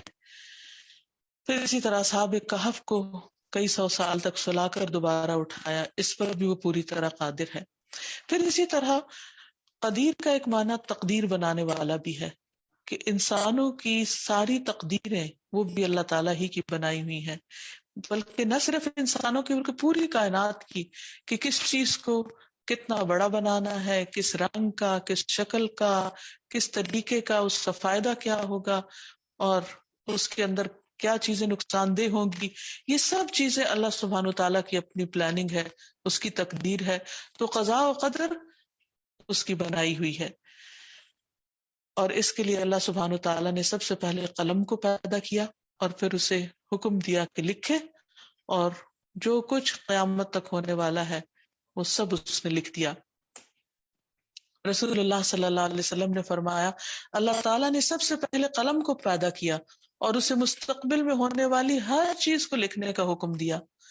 اور یہ اللہ کا علم تھا جو مستقبل کے بارے میں. اس سے یہ بھی پتہ چلتا ہے کہ اللہ سبحانہ وتعالیٰ کا علم کتنا وسیع ہے، کوئی انسان اس کا اندازہ نہیں کر سکتا. مثلا اس وقت میں یہاں بیٹھ کر بول رہی ہوں، یہ اللہ سبحانہ وتعالیٰ نے زمین و آسمان کی پیدائش سے بھی 50,000 سال پہلے لکھ دیا، اور اس کو پتا تھا کہ کون کس وقت میں کیا کر رہا ہوگا. تو اللہ سبحانہ وتعالیٰ ہر چیز پر پوری طرح قدرت رکھتا ہے. ہر چیز کو وجود میں لانے سے پہلے اس کی تقدیر مقرر کی. رسول اللہ صلی اللہ علیہ وسلم نے فرمایا، کتب اللہ مقادیر الخلائق قبل ان يخلق السماوات والارض ب50,000 سنة قال وعرشه على الماء. اللہ نے آسمان و زمین کی تخلیق سے 50,000 سال پہلے مخلوقات کی تقدیریں لکھی، اور اللہ کا عرش پانی پر تھا. اور پھر یہ کہ اس کے فیصلے لکھے جا چکے ہیں. پھر یہ کہ اللہ سبحانہ تعالیٰ کے فیصلے طے شدہ ہیں اور اس کے فیصلے ہو کر رہنے والے ہیں، کوئی ان کو پھیر نہیں سکتا. اس سے بھی پتہ چلتا ہے کہ اصل قدرت اللہ کے پاس ہے. ان اللہ بالغ امرہ قد جعل اللہ لکل شیء قدرا. بے شک اللہ اپنے کام کو پورا کرنے والا ہے، یقیناً اللہ نے ہر چیز کے لیے ایک اندازہ مقرر کر رکھا ہے. پھر اسی طرح اللہ تعالیٰ نے فیصلوں کو نافذ کرنے کے لیے فرشتوں کو حوالے کرنے کو ایک رات مقرر کی جسے لیلۃ القدر کہا جاتا ہے. فرمایا، انا انزلناہ فی لیلۃ القدر وما ادراک ما لیلۃ القدر لیلۃ القدر خیر من 1000 شہر تنزل الملائکۃ والروح فیہا باذن ربہم من کل امر سلام ہی حتی مطلع الفجر. ہم نے اس قرآن کو شب قدر میں نازل کیا، اور آپ کو کیا معلوم کہ شب قدر کیا ہے؟ شب قدر 1000 مہینوں سے بہتر ہے. روح اور فرشتے اس رات اپنے پروردگار کے اذن سے ہر حکم لے کر نازل ہوتے ہیں. وہ رات سراسر سلامتی ہے طلوع فجر تک.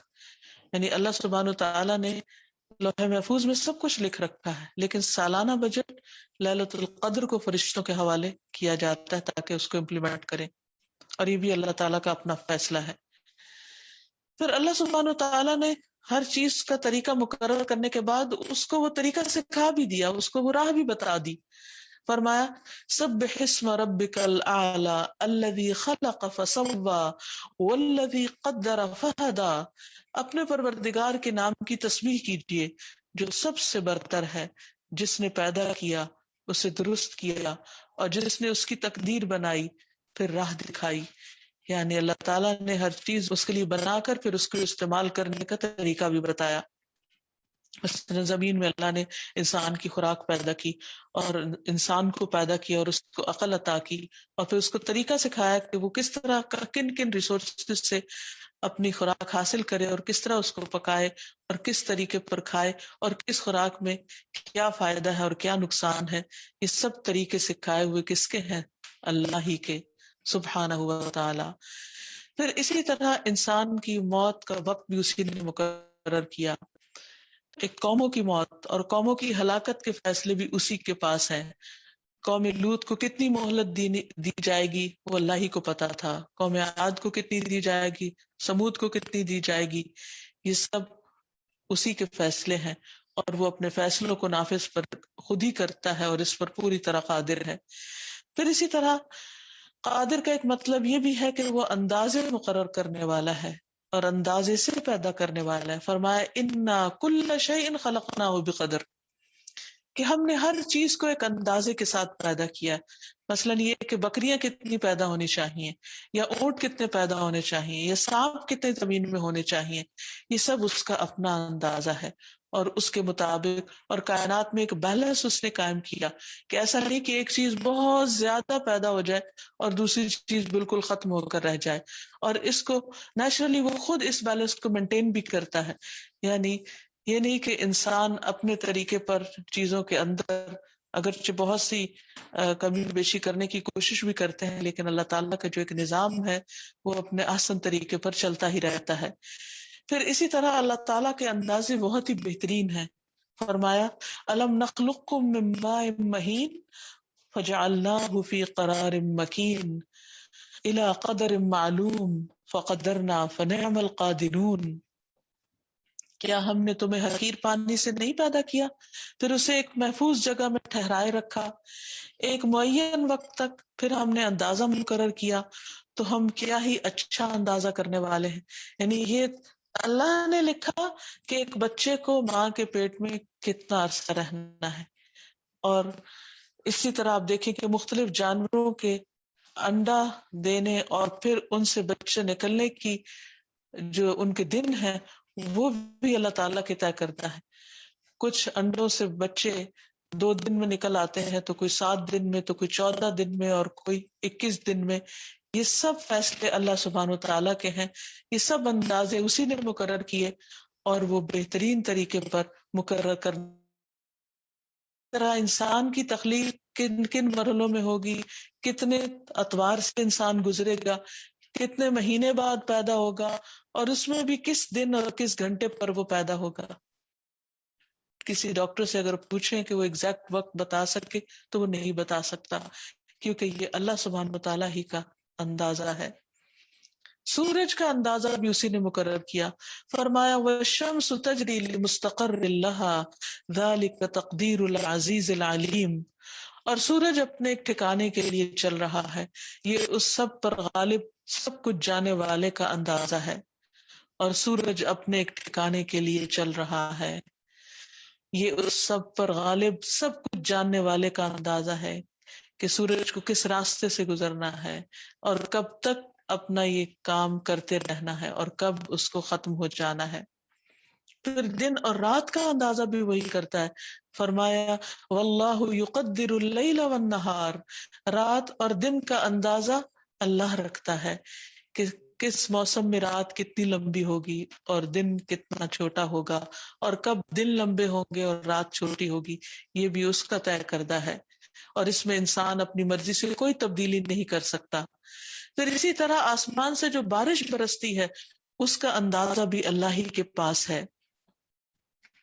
پھر اسی طرح آسمان سے جو بارش برستی ہے اس کا اندازہ بھی اللہ تعالیٰ ہی کرتا ہے، اندازے سے وہی پانی برساتا ہے. والذی نزل من السماء ماء بقدر فانشرنا به بلدة میتا کذلک تخرجون. اور وہ جس نے آسمان سے ایک اندازے کے ساتھ پانی اتارا، پھر ہم نے اس کے ساتھ ایک مردہ شہر کو زندہ کر دیا، یہ اسی طرح تم نکالے جاؤ گے، یعنی اسی طرح تم بھی دوبارہ پیدا کیے جاؤ گے. پھر یہ کہ بارش بھی اللہ سبحانہ وتعالیٰ کے مقرر کردہ اندازے کے مطابق اترتی ہے، اور اسی کے مطابق پانی واپس بادلوں کی طرف چلا جاتا ہے. ہر روز کتنے سمندروں سے کتنا پانی اوپر جائے گا اور کتنا برسے گا اور واپس کس طرح دوبارہ سمندروں میں چلا جائے گا، یہ واٹر سائیکل جو ہے اس کا پورا سسٹم اللہ سبحانہ وتعالیٰ ہی کا بنایا ہوا ہے. انسان اپنی مرضی سے اس میں کوئی کمی بیشی نہیں کر سکتا. اللہ تعالیٰ فرماتے ہیں وَأَنزَلْنَا مِنَ السَّمَاءِ مَاءً بِقَدَرٍ فَأَسْكَنَّاهُ فِي الْأَرْضِ وَإِنَّا عَلَى ذَهَابٍ بِهِ لَقَادِرُونَ. اور ہم نے آسمان سے ایک اندازے کے ساتھ کچھ پانی اتارا، پھر اسے زمین میں ٹھہرایا، یقیناً ہم اسے کسی بھی طرح لے جانے پر ضرور قادر ہیں. اسی طرح جب برف اترتی ہے تو آپ دیکھیں کہ جب سنو گرتی ہے تو ایک وقت کے بعد رک جاتی ہے. اگر وہ رکے نہیں اور گرتی رہے تو بستیوں کی بستیاں برف کے اندر دب جائیں. لیکن اللہ سبحانہ تعالیٰ ایک اندازے کے مطابق ہی اتارتے ہیں. پھر ایک یومیہ اندازہ ہوتا ہے، پھر ایک سالانہ اندازہ ہوتا ہے کہ کس سال کتنی بارش کہاں پر برسے گی اور کہاں نہیں برسے گی. یہ سب اسی کا طے شدہ نظام ہے. پھر اسی طرح اللہ سبحانہ وتعالی موت کا وقت مقرر کرنے والا ہے. فرمایا نحن قدرنا بینکم الموت وما نحن بمسبوقین علی ان نبدل امثالکم وننشئکم فیما لا تعلمون. ہم نے ہی تمہارے درمیان موت کا وقت مقرر کیا ہے اور ہم ہرگز عاجز نہیں ہیں اس بات سے کہ تمہاری جگہ تمہارے جیسے اور لوگ لے آئیں اور نئے سرے سے تمہیں ایسی صورت میں پیدا کر دیں جو تم جانتے نہیں، یعنی تمہاری شکلیں بدل کے کچھ اور بنا دے تمہیں. یہ تم اس کو روک نہیں سکتے، تم کچھ بھی نہیں کر سکتے. جیسے کچھ قوموں کی شکلیں اللہ تعالیٰ نے بگاڑ دی تھی اور ان کو بندر اور خنزیر بنا دیا تھا. پھر اسی طرح رسول اللہ صلی اللہ علیہ وسلم نے فرمایا جب تم میں سے کسی کی موت کسی زمین پر مقرر ہوتی ہے تو اسے وہاں جانے کی ضرورت پیش آ جاتی ہے. جب اپنے انتہا کے مقام تک انسان پہنچ جاتا ہے تو اللہ تعالیٰ اس کی روح قبض کر لیتے ہیں. تو یہ بھی اللہ تعالیٰ کا اندازہ ہے اور صرف اسی کے علم میں ہے کہ کس کو کب کہاں کس زمین پر فوت ہونا ہے. پھر اسی طرح اللہ سبحانہ وتعالیٰ کے اس نام کو پہچاننے کے بعد انسان کے اندر اس کے اثرات نظر آنے چاہیے. تو اب جبکہ ہم نے اللہ سبحانہ وتعالیٰ کے ان ناموں کو سمجھ لیا کہ وہ القادر ہے، القدیر ہے، المقتدر ہے، تو پھر اس کے اثرات ہماری زندگی پر کیا ہونے چاہیے آئیں اس کے بارے میں تھوڑا سا دیکھتے ہیں. سب سے پہلی بات تو یہ کہ انسان اللہ کی قدر پہچاننے والا ہو. اللہ تعالیٰ کا شکوہ ہے وما قدر اللہ حق قدرہ، انہوں نے اللہ کی قدر نہیں پہچانی جیسے پہچاننے کا حق ہے. تو ہمیں اللہ تعالیٰ کی عظمت کو محسوس کرنا چاہیے، اس کی قدرت کو جان کر اس کی قوت اور اس کی طاقت کا اندازہ لگائیں اور اس کے آگے جھک جائیں. پھر اسی طرح اللہ سبحانہ تعالیٰ کی آیات پر غور و فکر کرنا چاہیے. مختلف چیزوں کے اندر جو تبدیلیاں آتی رہتی ہیں ان پر غور کرنا چاہیے اور ان سے سبق لینا چاہیے. پھر اسی طرح یہ کہ انسان اللہ تعالیٰ کے فیصلوں پر راضی رہے، کیونکہ اللہ تعالیٰ نے جو بھی کسی کی تقدیر بنائی ہے وہ بہت عدل اور انصاف کے ساتھ، اس کے کسی فیصلے میں کوئی ظلم نہیں اور اللہ تعالیٰ کسی پر ظلم کرتا بھی نہیں. ابو سعید خدری سے روایت ہے رسول اللہ صلی اللہ علیہ وسلم نے فرمایا اے ابو سعید، جو اللہ کے رب ہونے، اسلام کے دین ہونے اور محمد صلی اللہ علیہ وسلم کے نبی ہونے پر راضی ہو گیا اس کے لیے جنت واجب ہو گئی. سعید نے اس بات پر تعجب کیا اور عرض کیا اے اللہ کے رسول صلی اللہ علیہ وسلم ان کو مجھ پر دوبارہ شمار فرمائیں. آپ نے ایسا ہی کیا، یعنی کیا چیز دوبارہ مجھے بتائیں کیونکہ یہ جنت میں لے جانے والی. تو جو شخص تقدیر پر راضی نہیں ہوتا یا تقدیر پر اعتراض کرتا ہے وہ دراصل اللہ کی ربوبیت کو نہیں مانتا اور اللہ کے رب ہونے کا انکار کرتا ہے. تو اس لیے اللہ کے فیصلوں کو انسان خوش دلی سے قبول کرے. پھر اسی طرح اللہ سبحانہ و تعالیٰ قادر ہے تو ہمیں اللہ تعالیٰ سے محبت کرنی چاہیے. والذین آمنوا اشد حبا للہ، اپنے آپ کو اللہ کے سپرد کر دینا چاہیے اور اللہ تعالیٰ سے اچھی امید رکھنی چاہیے اور یہ یاد رکھنا چاہیے کہ تقدیر پر ایمان لانا ضروری ہے. تقدیر پر ایمان لائے بغیر ایمان مکمل نہیں ہوتا۔ رسول اللہ صلی اللہ علیہ وسلم نے فرمایا کوئی بندہ اس وقت تک مومن نہیں ہو سکتا جب تک اچھی اور بری تقدیر پر ایمان نہ لائے، یہاں تک کہ وہ جان لے کہ جو چیز اسے ملنے والی تھی وہ اس سے چوک نہیں سکتی تھی، کہیں اور نہیں جا سکتی تھی، اور جو چیز اس سے چوک گئی یعنی اس کو نہیں ملی وہ اسے کسی صورت مل نہیں سکتی تھی۔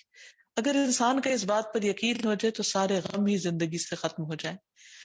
رسول اللہ صلی اللہ علیہ وسلم نے فرمایا کوئی شخص اس وقت تک مومن نہیں ہو سکتا جب تک اچھی بری تقدیر پر ایمان نہ لائے، اور جب انسان کو کوئی تکلیف آئے تو انسان اس وقت یہی کہے کہ قل لن یصیبنا الا ما کتب اللہ لنا، کہہ دیجئے ہمیں ہرگز کچھ نہیں پہنچا مگر وہ جو اللہ نے ہمارے لیے لکھا تھا، یعنی یہ امتحان اور آزمائش لکھی تھی وہ ہمیں آ گئی، کیونکہ اللہ تعالیٰ نے دنیا امتحان ہی کے لیے بنائی ہے۔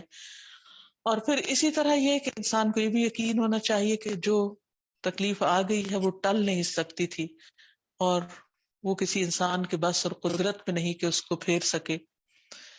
پھر اسی طرح تقدیر کے فیصلوں کو جاننے کی کوشش نہیں کرنی چاہیے، کیونکہ اس پر گفتگو سے منع کیا گیا ہے۔ انسان ہمیشہ بس یہ یاد رکھے کہ ساری قدرت اللہ کے پاس ہے اور وہ اس قدرت اور طاقت کو بے جا استعمال نہیں کرتا۔ نبی صلی اللہ علیہ وسلم نے فرمایا جب میرے صحابہ کا ذکر ہونے لگے تو خاموش رہنا، جب ستاروں کا ذکر ہونے لگے تو خاموش رہنا، جب تقدیر کے مسئلے کا ذکر ہونے لگے تو خاموش رہنا، یعنی تقدیر کے بارے میں بحث نہیں کرنی۔ ابن عباس کہتے ہیں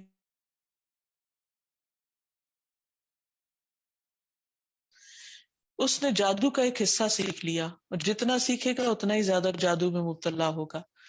تو اس سے بھی پتہ چلتا ہے کہ انسان تقدیر کے علاوہ علم نجوم میں دلچسپی نہ رکھے۔ پھر اسی طرح نجومیوں کے پاس جا کر عبادات ضائع ہو جاتی ہیں۔ بعض لوگ غیب کی خبریں معلوم کرنے کے لیے ایسے لوگوں کے پاس جاتے ہیں جن کو نجومی یا عراف کہا جاتا ہے۔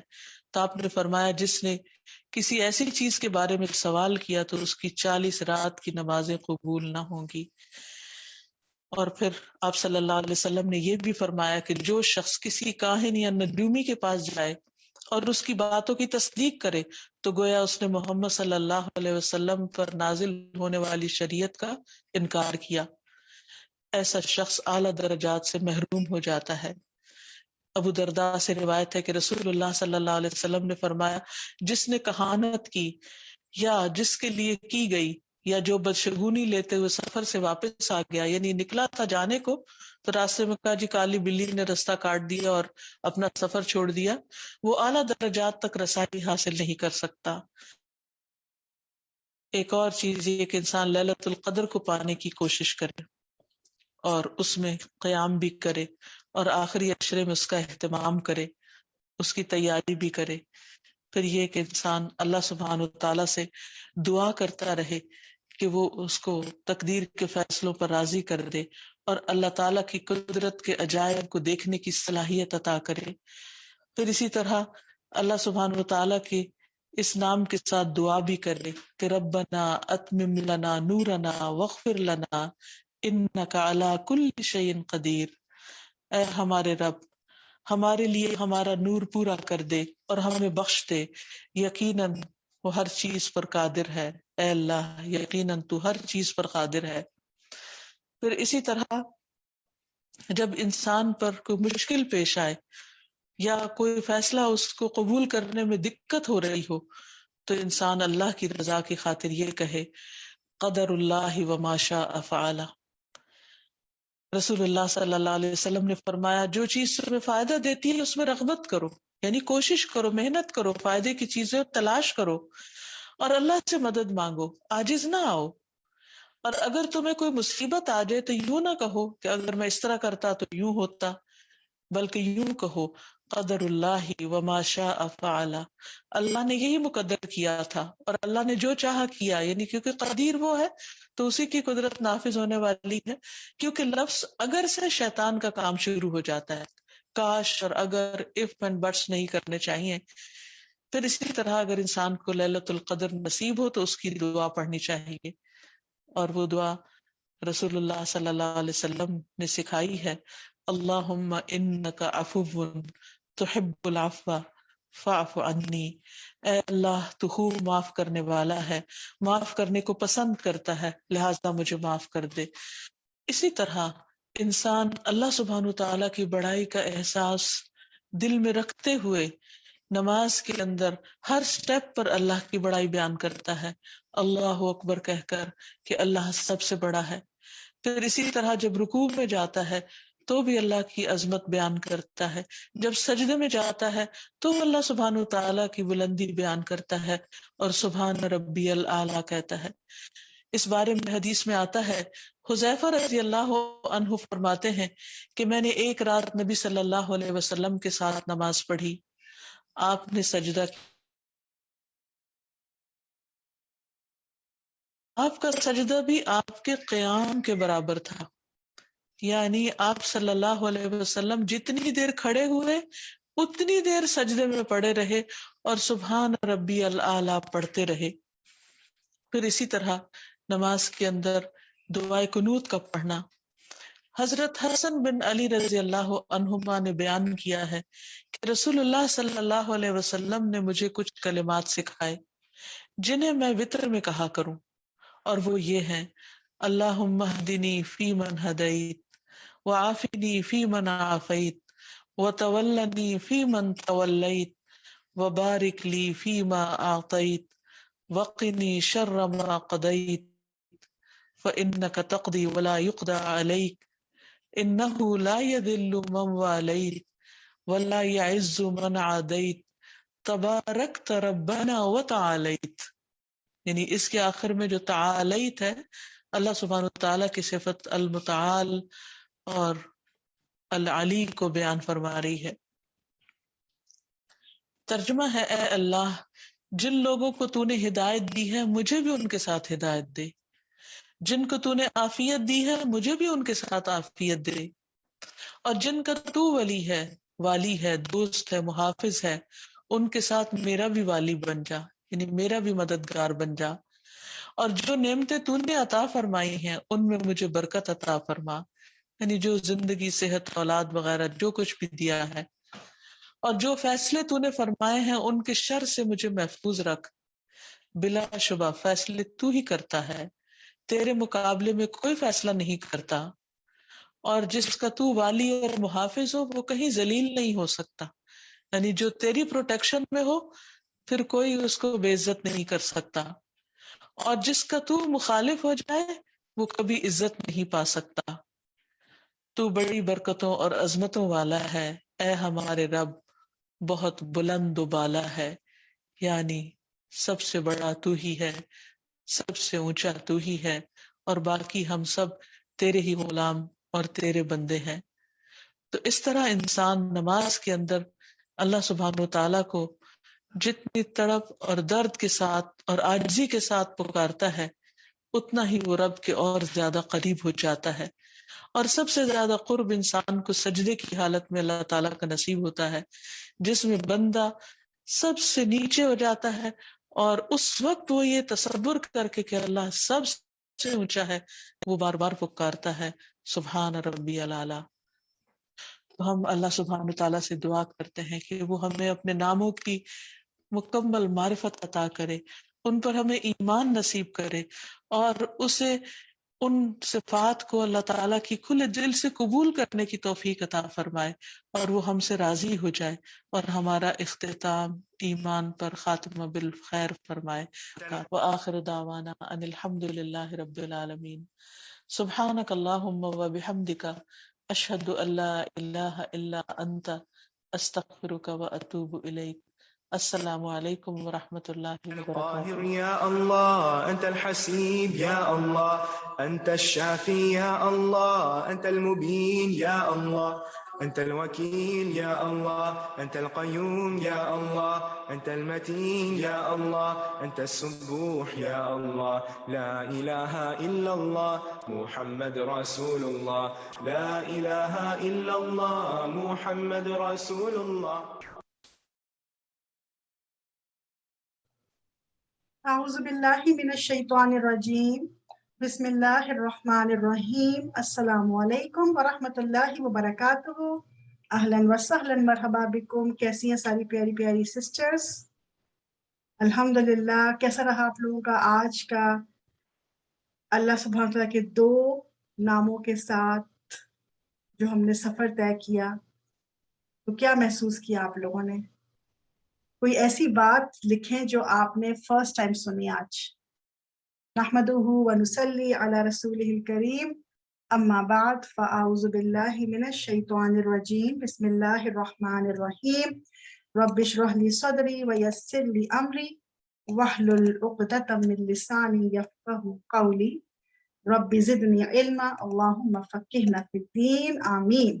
جی سلام کا جواب لکھا اور کوئی بات جو سیکھی وہ نہیں لکھی؟ یاد نہیں رہی یا دل نہیں چاہ رہا لکھنے کا؟ چلیں ہم مل کر دیکھ لیتے ہیں. سب سے پہلے تو آپ دیکھیں کہ یہ بہت ہی خوبصورت سورہ الاعراف کی جو آیت ہے وَلِلَّهِ الْأَسْمَاءُ الْحُسْنَى فَادْعُوهُ بِهَا، اور اللہ ہی کے لیے اچھے اچھے نام ہیں سو اسے ان ناموں سے پکارا کرو. یعنی اللہ سبحانہ وتعالیٰ کو یہ بات پسند ہے کہ اس کا بندہ اس کو جو ہم یہ اللہ کے نام سیکھ رہے ہیں ان سے پکارے. اب ہمیں کیا فائدہ ہوتا ہے الاسماء الحسنہ کو سیکھنے کا، پھر ان سے اللہ کو پکارنے کا، ان صفات کو جاننے کا؟ کوئی فائدہ ہوگا؟ تو آپ دیکھیں کہ اللہ کے جو بھی نام ہے نا، جو شخص بھی ان ناموں کو یاد کرے گا اور بار بار پڑھتا رہے گا تو اس کا دل اللہ کی طرف متوجہ ہوگا، کیونکہ ہر نام سے اللہ تعالیٰ کی کوئی نہ کوئی قدرت، مہربانی اور عطا ظاہر ہوتی ہے. اس لیے اس انسان کا دل اللہ کے لیے خالص رہے گا اور اپنے رب کی مہربانیوں کو، اس کی نوازشوں کو، بلیسنگز کو دیکھ کر اس کا کیا دل چاہے گا کہ وہ خوب سارے نیک عمل کرے. وہ اس میں کوشش کرے گا، آگے بڑھے گا، اور اللہ کے غضب اور اللہ کے قہر کو دیکھ کر، کہ اللہ کا نام قہار بھی ہے نا، تو اس کو اپنے گناہوں سے توبہ کرنے کی بھی توفیق ملے گی. وہ گناہوں سے بچے گا اور جب ہو جائیں گے تو فوراً توبہ کر لے گا. تو آپ دیکھیں کہ اللہ کی معرفت حاصل ہوتی ہے. آپ نے بالکل صحیح لکھا، اور ایمان بڑھتا ہے.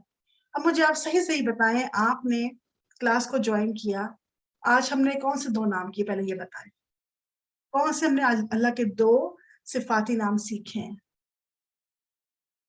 شاباش. الصمد سیکھا ہے ہم نے، اور القادر. ٹھیک ہے، بارک اللہ فیکم. ان کو جاننے کے بعد کیا آپ کا ایمان بڑھا ہے یا ویسے کہ ویسے جیسے آپ تشریف لائے تھے روم میں؟ کچھ فرق ہے یا نہیں؟ آپ کا جو گراف ہے ایمان کا اس میں کیا ہوا ہے؟ اوپر گیا ہے، نیچے گیا ہے، یا جہاں پر تھا وہیں پر رہا؟ کیونکہ جب اللہ کی معرفت حاصل ہوئی تو ایمان بڑھ گیا کہ الحمدللہ اللہ ان چیزوں پر قادر ہے. چلیں مل کر دیکھ لیتے ہیں. جی بہتری فیل ہوئی بالکل. تو ہم پہلے الصمد کو دیکھیں گے. اور الصمد جو ہے یہ اللہ کی صفت کیا بتاتی ہے؟ کہ وہ بے نیاز ہے، وہ اپنی صفات میں کامل ہے، اپنی مخلوقات کا رازق ہے اور اپنی مخلوق کی حاجات پوری کرتا ہے. یعنی ہم اس کے محتاج ہیں، ہم اسے بے نیاز نہیں ہو سکتے. لیکن اللہ ہر چیز سے بے نیاز ہے. اسے کسی سے کسی مدد کی، کسی کام کی، کسی مطلب کی ضرورت نہیں ہے. ہمیں ضرورت ہے اپنے رب کی. پھر ہم مزید کیا سیکھتے ہیں؟ کہ اللہ الصمد ایسی ذات ہے جو انسانوں کی ضروریات سے بے نیاز ہے اور اس کو کھانے پینے کی ضرورت بھی نہیں ہے. آپ دیکھیں نا، ہم ایک وقت کا کھانا نہ کھائیں تو ہم پریشان ہو جاتے ہیں، بھوک لگ جاتی ہے، صحیح طرح سے کنسنٹریٹ نہیں کر پاتے. لیکن اللہ کو کوئی ضرورت نہیں ہے کھانے پینے کی. مزید کیا دیکھتے ہیں؟ کہ اللہ سبحانہ وتعالی الصمد وہ ہستی ہے جس کی طرف تمام حاجتوں میں رجوع کیا جاتا ہے. یعنی کہ وہ ہستی جس کے لیے انسان اپنی ہر حاجت کے لیے اللہ کی طرف رجوع کرتا ہے، اور وہ تمام مخلوقات کی حاجات پوری کرنے والا ہے. اسے کوئی حاجت نہیں، وہ حاجت سے بے نیاز. پھر اللہ جو ہے وہ ہر ایک کی ضرورتیں پوری کرنے کے لیے ہر طرح کا انتظام بھی کر رہا ہے. جہاں اس نے انسانوں کی ضرورتوں بنائی ہے وہاں ان کو پورا کرنے کا انتظام بھی رکھا ہے. آپ دیکھیں وہ آسمان سے بھی رزق کا انتظام کرتا ہے بارش کی صورت میں، زمین سے بھی پھل سبزیاں نکلتی ہیں. پھر چونٹیاں، کبھی دیکھیے گھر کے باہر جا رہے ہوں پھر رہے ہوں آپ، ایون گھر کے اندر بازو کا چونٹیاں آ جاتی ہیں اور ایسے کمروں میں ہوتی ہیں جو کچن سے دور ہوتے ہیں، لیکن ان کو رزق مل رہا ہے اپنا، ہمیں نظر نہیں آتا. گھر میں کبھی ایسا ہوتا ہے نا کہ ہم کہتے ہیں اس کمرے میں کیسے چونٹی آئی، کچھ گرا نہیں، کوئی چیز کھانے کی نہیں ہے، پھر کیا کر رہی ہے یہاں پہ. لیکن وہاں اس کا رزق انتظام کیسے کیا اللہ نے اور وہ کیسے پہنچی، ہم نہیں اس کو ڈھونڈ سکتے. پھر کوئی بکری ہے یا سانپ ہے یا پتھروں میں رہنے والے کیڑے ہیں، ان سب کو بھی کون رزق دے رہا ہے؟ اللہ کی ذات. وہ رازق ہے، سب کو رزق دیتا ہے اور کسی سے رزق نہیں مانگتا. سبحان اللہ. پھر اللہ الصمد جو ہے اس کے معنی میں بہت سی صفات آ جاتی ہیں، وہ اپنی تمام صفات میں کامل ہے. وہ سردار ہے جو اپنی سرداری میں کامل ہے، عظیم ہے جو اپنی عظمت میں کامل ہے، حلیم ہے جو اپنی حلم میں کامل ہے، اور صرف وہی الصمد کی جو صفت ہے اس کے لائق ہے. آپ تعریف والا ہے، اس کو تعریف کی ضرورت نہیں ہے، اور کائنات کے پیدا ہونے سے اللہ کی شان میں کوئی اضافہ نہیں ہوا، کیونکہ اس کی شان تو ہمیشہ سے ہی عظیم تھی اور ہے، اور اللہ کسی کا محتاج نہیں ہے، ہم اللہ کے محتاج ہیں. تو اب عملی کام ہم نے کیا کرنا اس صفت کو جان کر کہ ہر طرح کی ضرورت اور حاجات کے لیے صرف الصمد کو پکارے اور امید رکھیں کہ وہ ہی پورا کرے گا. صحابہ کرام کو نبی صلی اللہ علیہ وسلم نے ایسے ہی ٹرین کیا تھا. اگر کسی کا جوتے کا تسمہ بھی ٹوٹتا نا تو وہ اللہ سے مانگتا تھا، یا اللہ مجھے تسمہ عطا فرما. ہم کیا کرتے ہیں؟ اچھا والمارٹ جاتے ہیں جا کے لے آئیں. نہیں، اگر ٹوٹا ہے پہلے اللہ سے مانگیں، اس کے بعد جائیں، پھر وہ سبب بنائے گا، پھر برکت ہوگی زندگی کے اندر. اللہ سبحانہ تعالیٰ کی فرما بردار بن جائیں. جب وہی تمام حاجات کو پورے کرنے والا ہے، وہی الصمد ہے، تو پھر ہم کیا کریں؟ اس کے فرما بردار بن جائیں اور اپنے ہر معاملے میں اللہ کی طرف رجوع کریں. بیماری ہے اس کو رجوع کریں، نوکری کی مسئلہ ہے اللہ کی طرف رجوع کریں، اولاد کا مسئلہ ہے اللہ کی طرف رجوع کریں، صحت کا مسئلہ ہے اللہ کی طرف رجوع کریں. ہر معاملے میں اللہ کو دیکھیں، اس سے مانگیں، اپنی حاجت اس کے آگے رکھیں. وہ پسند کرتا ہے کہ اپنی حاجتیں بندہ جو ہے اس کے سامنے پیش کریں. پھر ہم نے دیکھا القادر کو آج، اور اسی روٹ سے القدیر اور المقتدر بھی ہم نے دیکھا. اس میں ہم کیا دیکھتے ہیں کہ اللہ سبحانہ وتعالیٰ القادر ہے، یعنی وہ مکمل قدرت رکھنے والا ہے، مکمل پوری. القدیر ہے یعنی دائمی قدرت رکھنے والا ہے، اور المقتدر ہے یعنی وہ اقتدار والا ہے. پھر آپ دیکھیں کہ القادر، اللہ سبحانہ تعالیٰ القادر ہے کہ جو چاہے کر سکتا ہے، اور کوئی بھی اس کو عاجز نہیں کر سکتا. اس نے ہر چیز ایک اندازے سے بنائی ہے، اسے کسی کے مشورے کی ضرورت نہیں ہے. ہم نے تو کچھ بنانا ہو، کوئی ریسیپی ہی ہم فالو کر رہے ہوں تو 10 دفعہ ہم کھول کے کبھی ویب سائٹ دیکھتے ہیں، کبھی پوچھتے ہیں. ایک ریسیپی تک تو ہم بغیر مشورے کے بنا نہیں سکتے ہیں. پھر آگے دیکھیں کہ اللہ نے ہر چیز کا طریقہ مقرر کرنے کے بعد اس کے لیے راہ بھی بتائی ہے. یعنی جو تقدیر دی نا انسان کو یا حیوان کو یا کسی بھی مخلوق کو، اس کے بعد اس نے کیا کرنا ہے، کس راستے پر چلنا ہے. اگر انسان ہے تو اپنی بھوک میں اس نے کیا کھانا ہے، کھانا پھر کیسے بنانا ہے، کیسے پکانا ہے. اللہ نے ہر چیز سکھائی انسان کو، اور اللہ چیزوں کو پیدا کرنے اور ان کو ختم کرنے پر قادر ہے، اور اول سے آخر تک ہر چیز پر مکمل قدرت رکھنے والا ہے. اس نے پوری دنیا میں مسلسل ہونے والی تبدیلیوں پر بھی قدرت رکھنے والا ہے. یعنی کہ جو کچھ دنیا میں ہو رہا ہے نا، کہیں پر سیلاب آ رہا ہے تو کہیں پر بارش ہے تو کہیں پر قحط سالی ہے تو کہیں پر ہریکین ہے اور کہیں پر جو ہے بالکل بہترین موسم ہے. یہ سب جو تبدیلی نظر آتی ہے موسم میں، وہ سب بھی اللہ ان پر قدرت رکھتا ہے. پھر اللہ ہر ایک پر ہر وقت قدرت رکھنے والا ہے، یعنی کہ ہمارے اوپر بھی اللہ کی مکمل قدرت ہے، اور بندوں کو خیر اور شر پہنچانے پر بھی قادر ہے. پھر اللہ نے انسانوں اور مخلوقات کو پھیلانے اور اکٹھا کرنے پر بھی وہ قادر ہے. پھر اس کے علاوہ دوبارہ پیدا کرنے پر بھی قادر ہے، اس کے لیے کچھ مشکل نہیں. اور انسان کی جو موت کا وقت ہے اس پر بھی اللہ قادر ہے. ہر چیز پر مکمل قدرت ہے. القدیر کا ایک معنی تقدیر بنانے والا بھی ہے. اس نے تمام انسانوں کی تقدیر بنائی ہے. ساری کائنات کی تقدیریں اللہ سبحانہ وتعالیٰ ہی نے بنائی ہیں، اور قضا اور قدر اسی کی بنائی ہوئی ہے. تو جب بھی اللہ ہماری زندگی میں جو بھی جیسے بھی حالات ہوں، اس وقت کیا کہنا چاہیے؟ قدر اللہ وما شاء فعل، کہ اللہ تعالیٰ کی تقدیر میں ایسا ہی تھا جو اس نے چاہا کیا. تو کبھی بھی کاش نہیں کہنا، اور کبھی بھی تقدیر کو کوسنا نہیں ہے، برا بھلا نہیں کہنا. ہم اکثر ایسے الفاظ استعمال کرتے ہیں، بس یار میں کیا کروں، میری تقدیر ہی ایسی ہے، کتنی میری خراب قسمت ہے. اس طرح کی باتیں کرتے ہیں نا لوگ، میری تو قسمت ہی ٹھنڈی ہے. حالانکہ ہم یہ نہیں سوچتے کہ ہماری تقدیر کس نے بنائی، جو کہ ہر چیز پر قادر ہے. اور اگر میں اپنی زندگی میں اس وقت اس بیماری سے گزر رہی ہوں، یا مجھے فائنینشیل ایشو ہے، یا مجھے اپنی اولاد سے شوہر سے کوئی مسئلہ ہے، یا کوئی اور چیز ہے جو میں اس وقت بودرڈ ہوں، تو اللہ کے مکمل اختیار میں بھی ہے، اس کو پتہ ہے، وہ جاننے والا ہے، اور اس کے حکم سے یہ ہو رہا ہے. یہ تقدیر میں ایسا ہی تھا. جب یوسف علیہ السلام کنویں میں پھینکے گئے، تو اگر ہم صرف اس وقت تک کا دیکھیں اور یہ نہ دیکھیں کہ بعد میں ان کے ساتھ کیا ہوا جب وہ پورے جو ہیں مصر کے اوپر یعنی کہ حکمران ہو گئے تھے، تو اس وقت کتنا دکھ ہوتا ہے کہ یوسف علیہ السلام اب کنویں میں چلے گئے ہیں، ان کی تقدیر کیسی تھی. لیکن نہیں، ہم نہیں جانتے کہ اس کے بعد اللہ نے ان کو کس طرح سے نوازا، اور اس وقت کنویں میں جانا ان کے لیے کیوں ضروری تھا. اللہ کی پلاننگ میں تھا وہ، اور جو ان کو ملنا تھا اس کے بعد وہ بہت زیادہ تھا، کیونکہ اپنے شہر سے نکل کر مصر تک پہنچنا یوسف علیہ السلام کے لیے اللہ نے ایسے ہی رکھا تھا.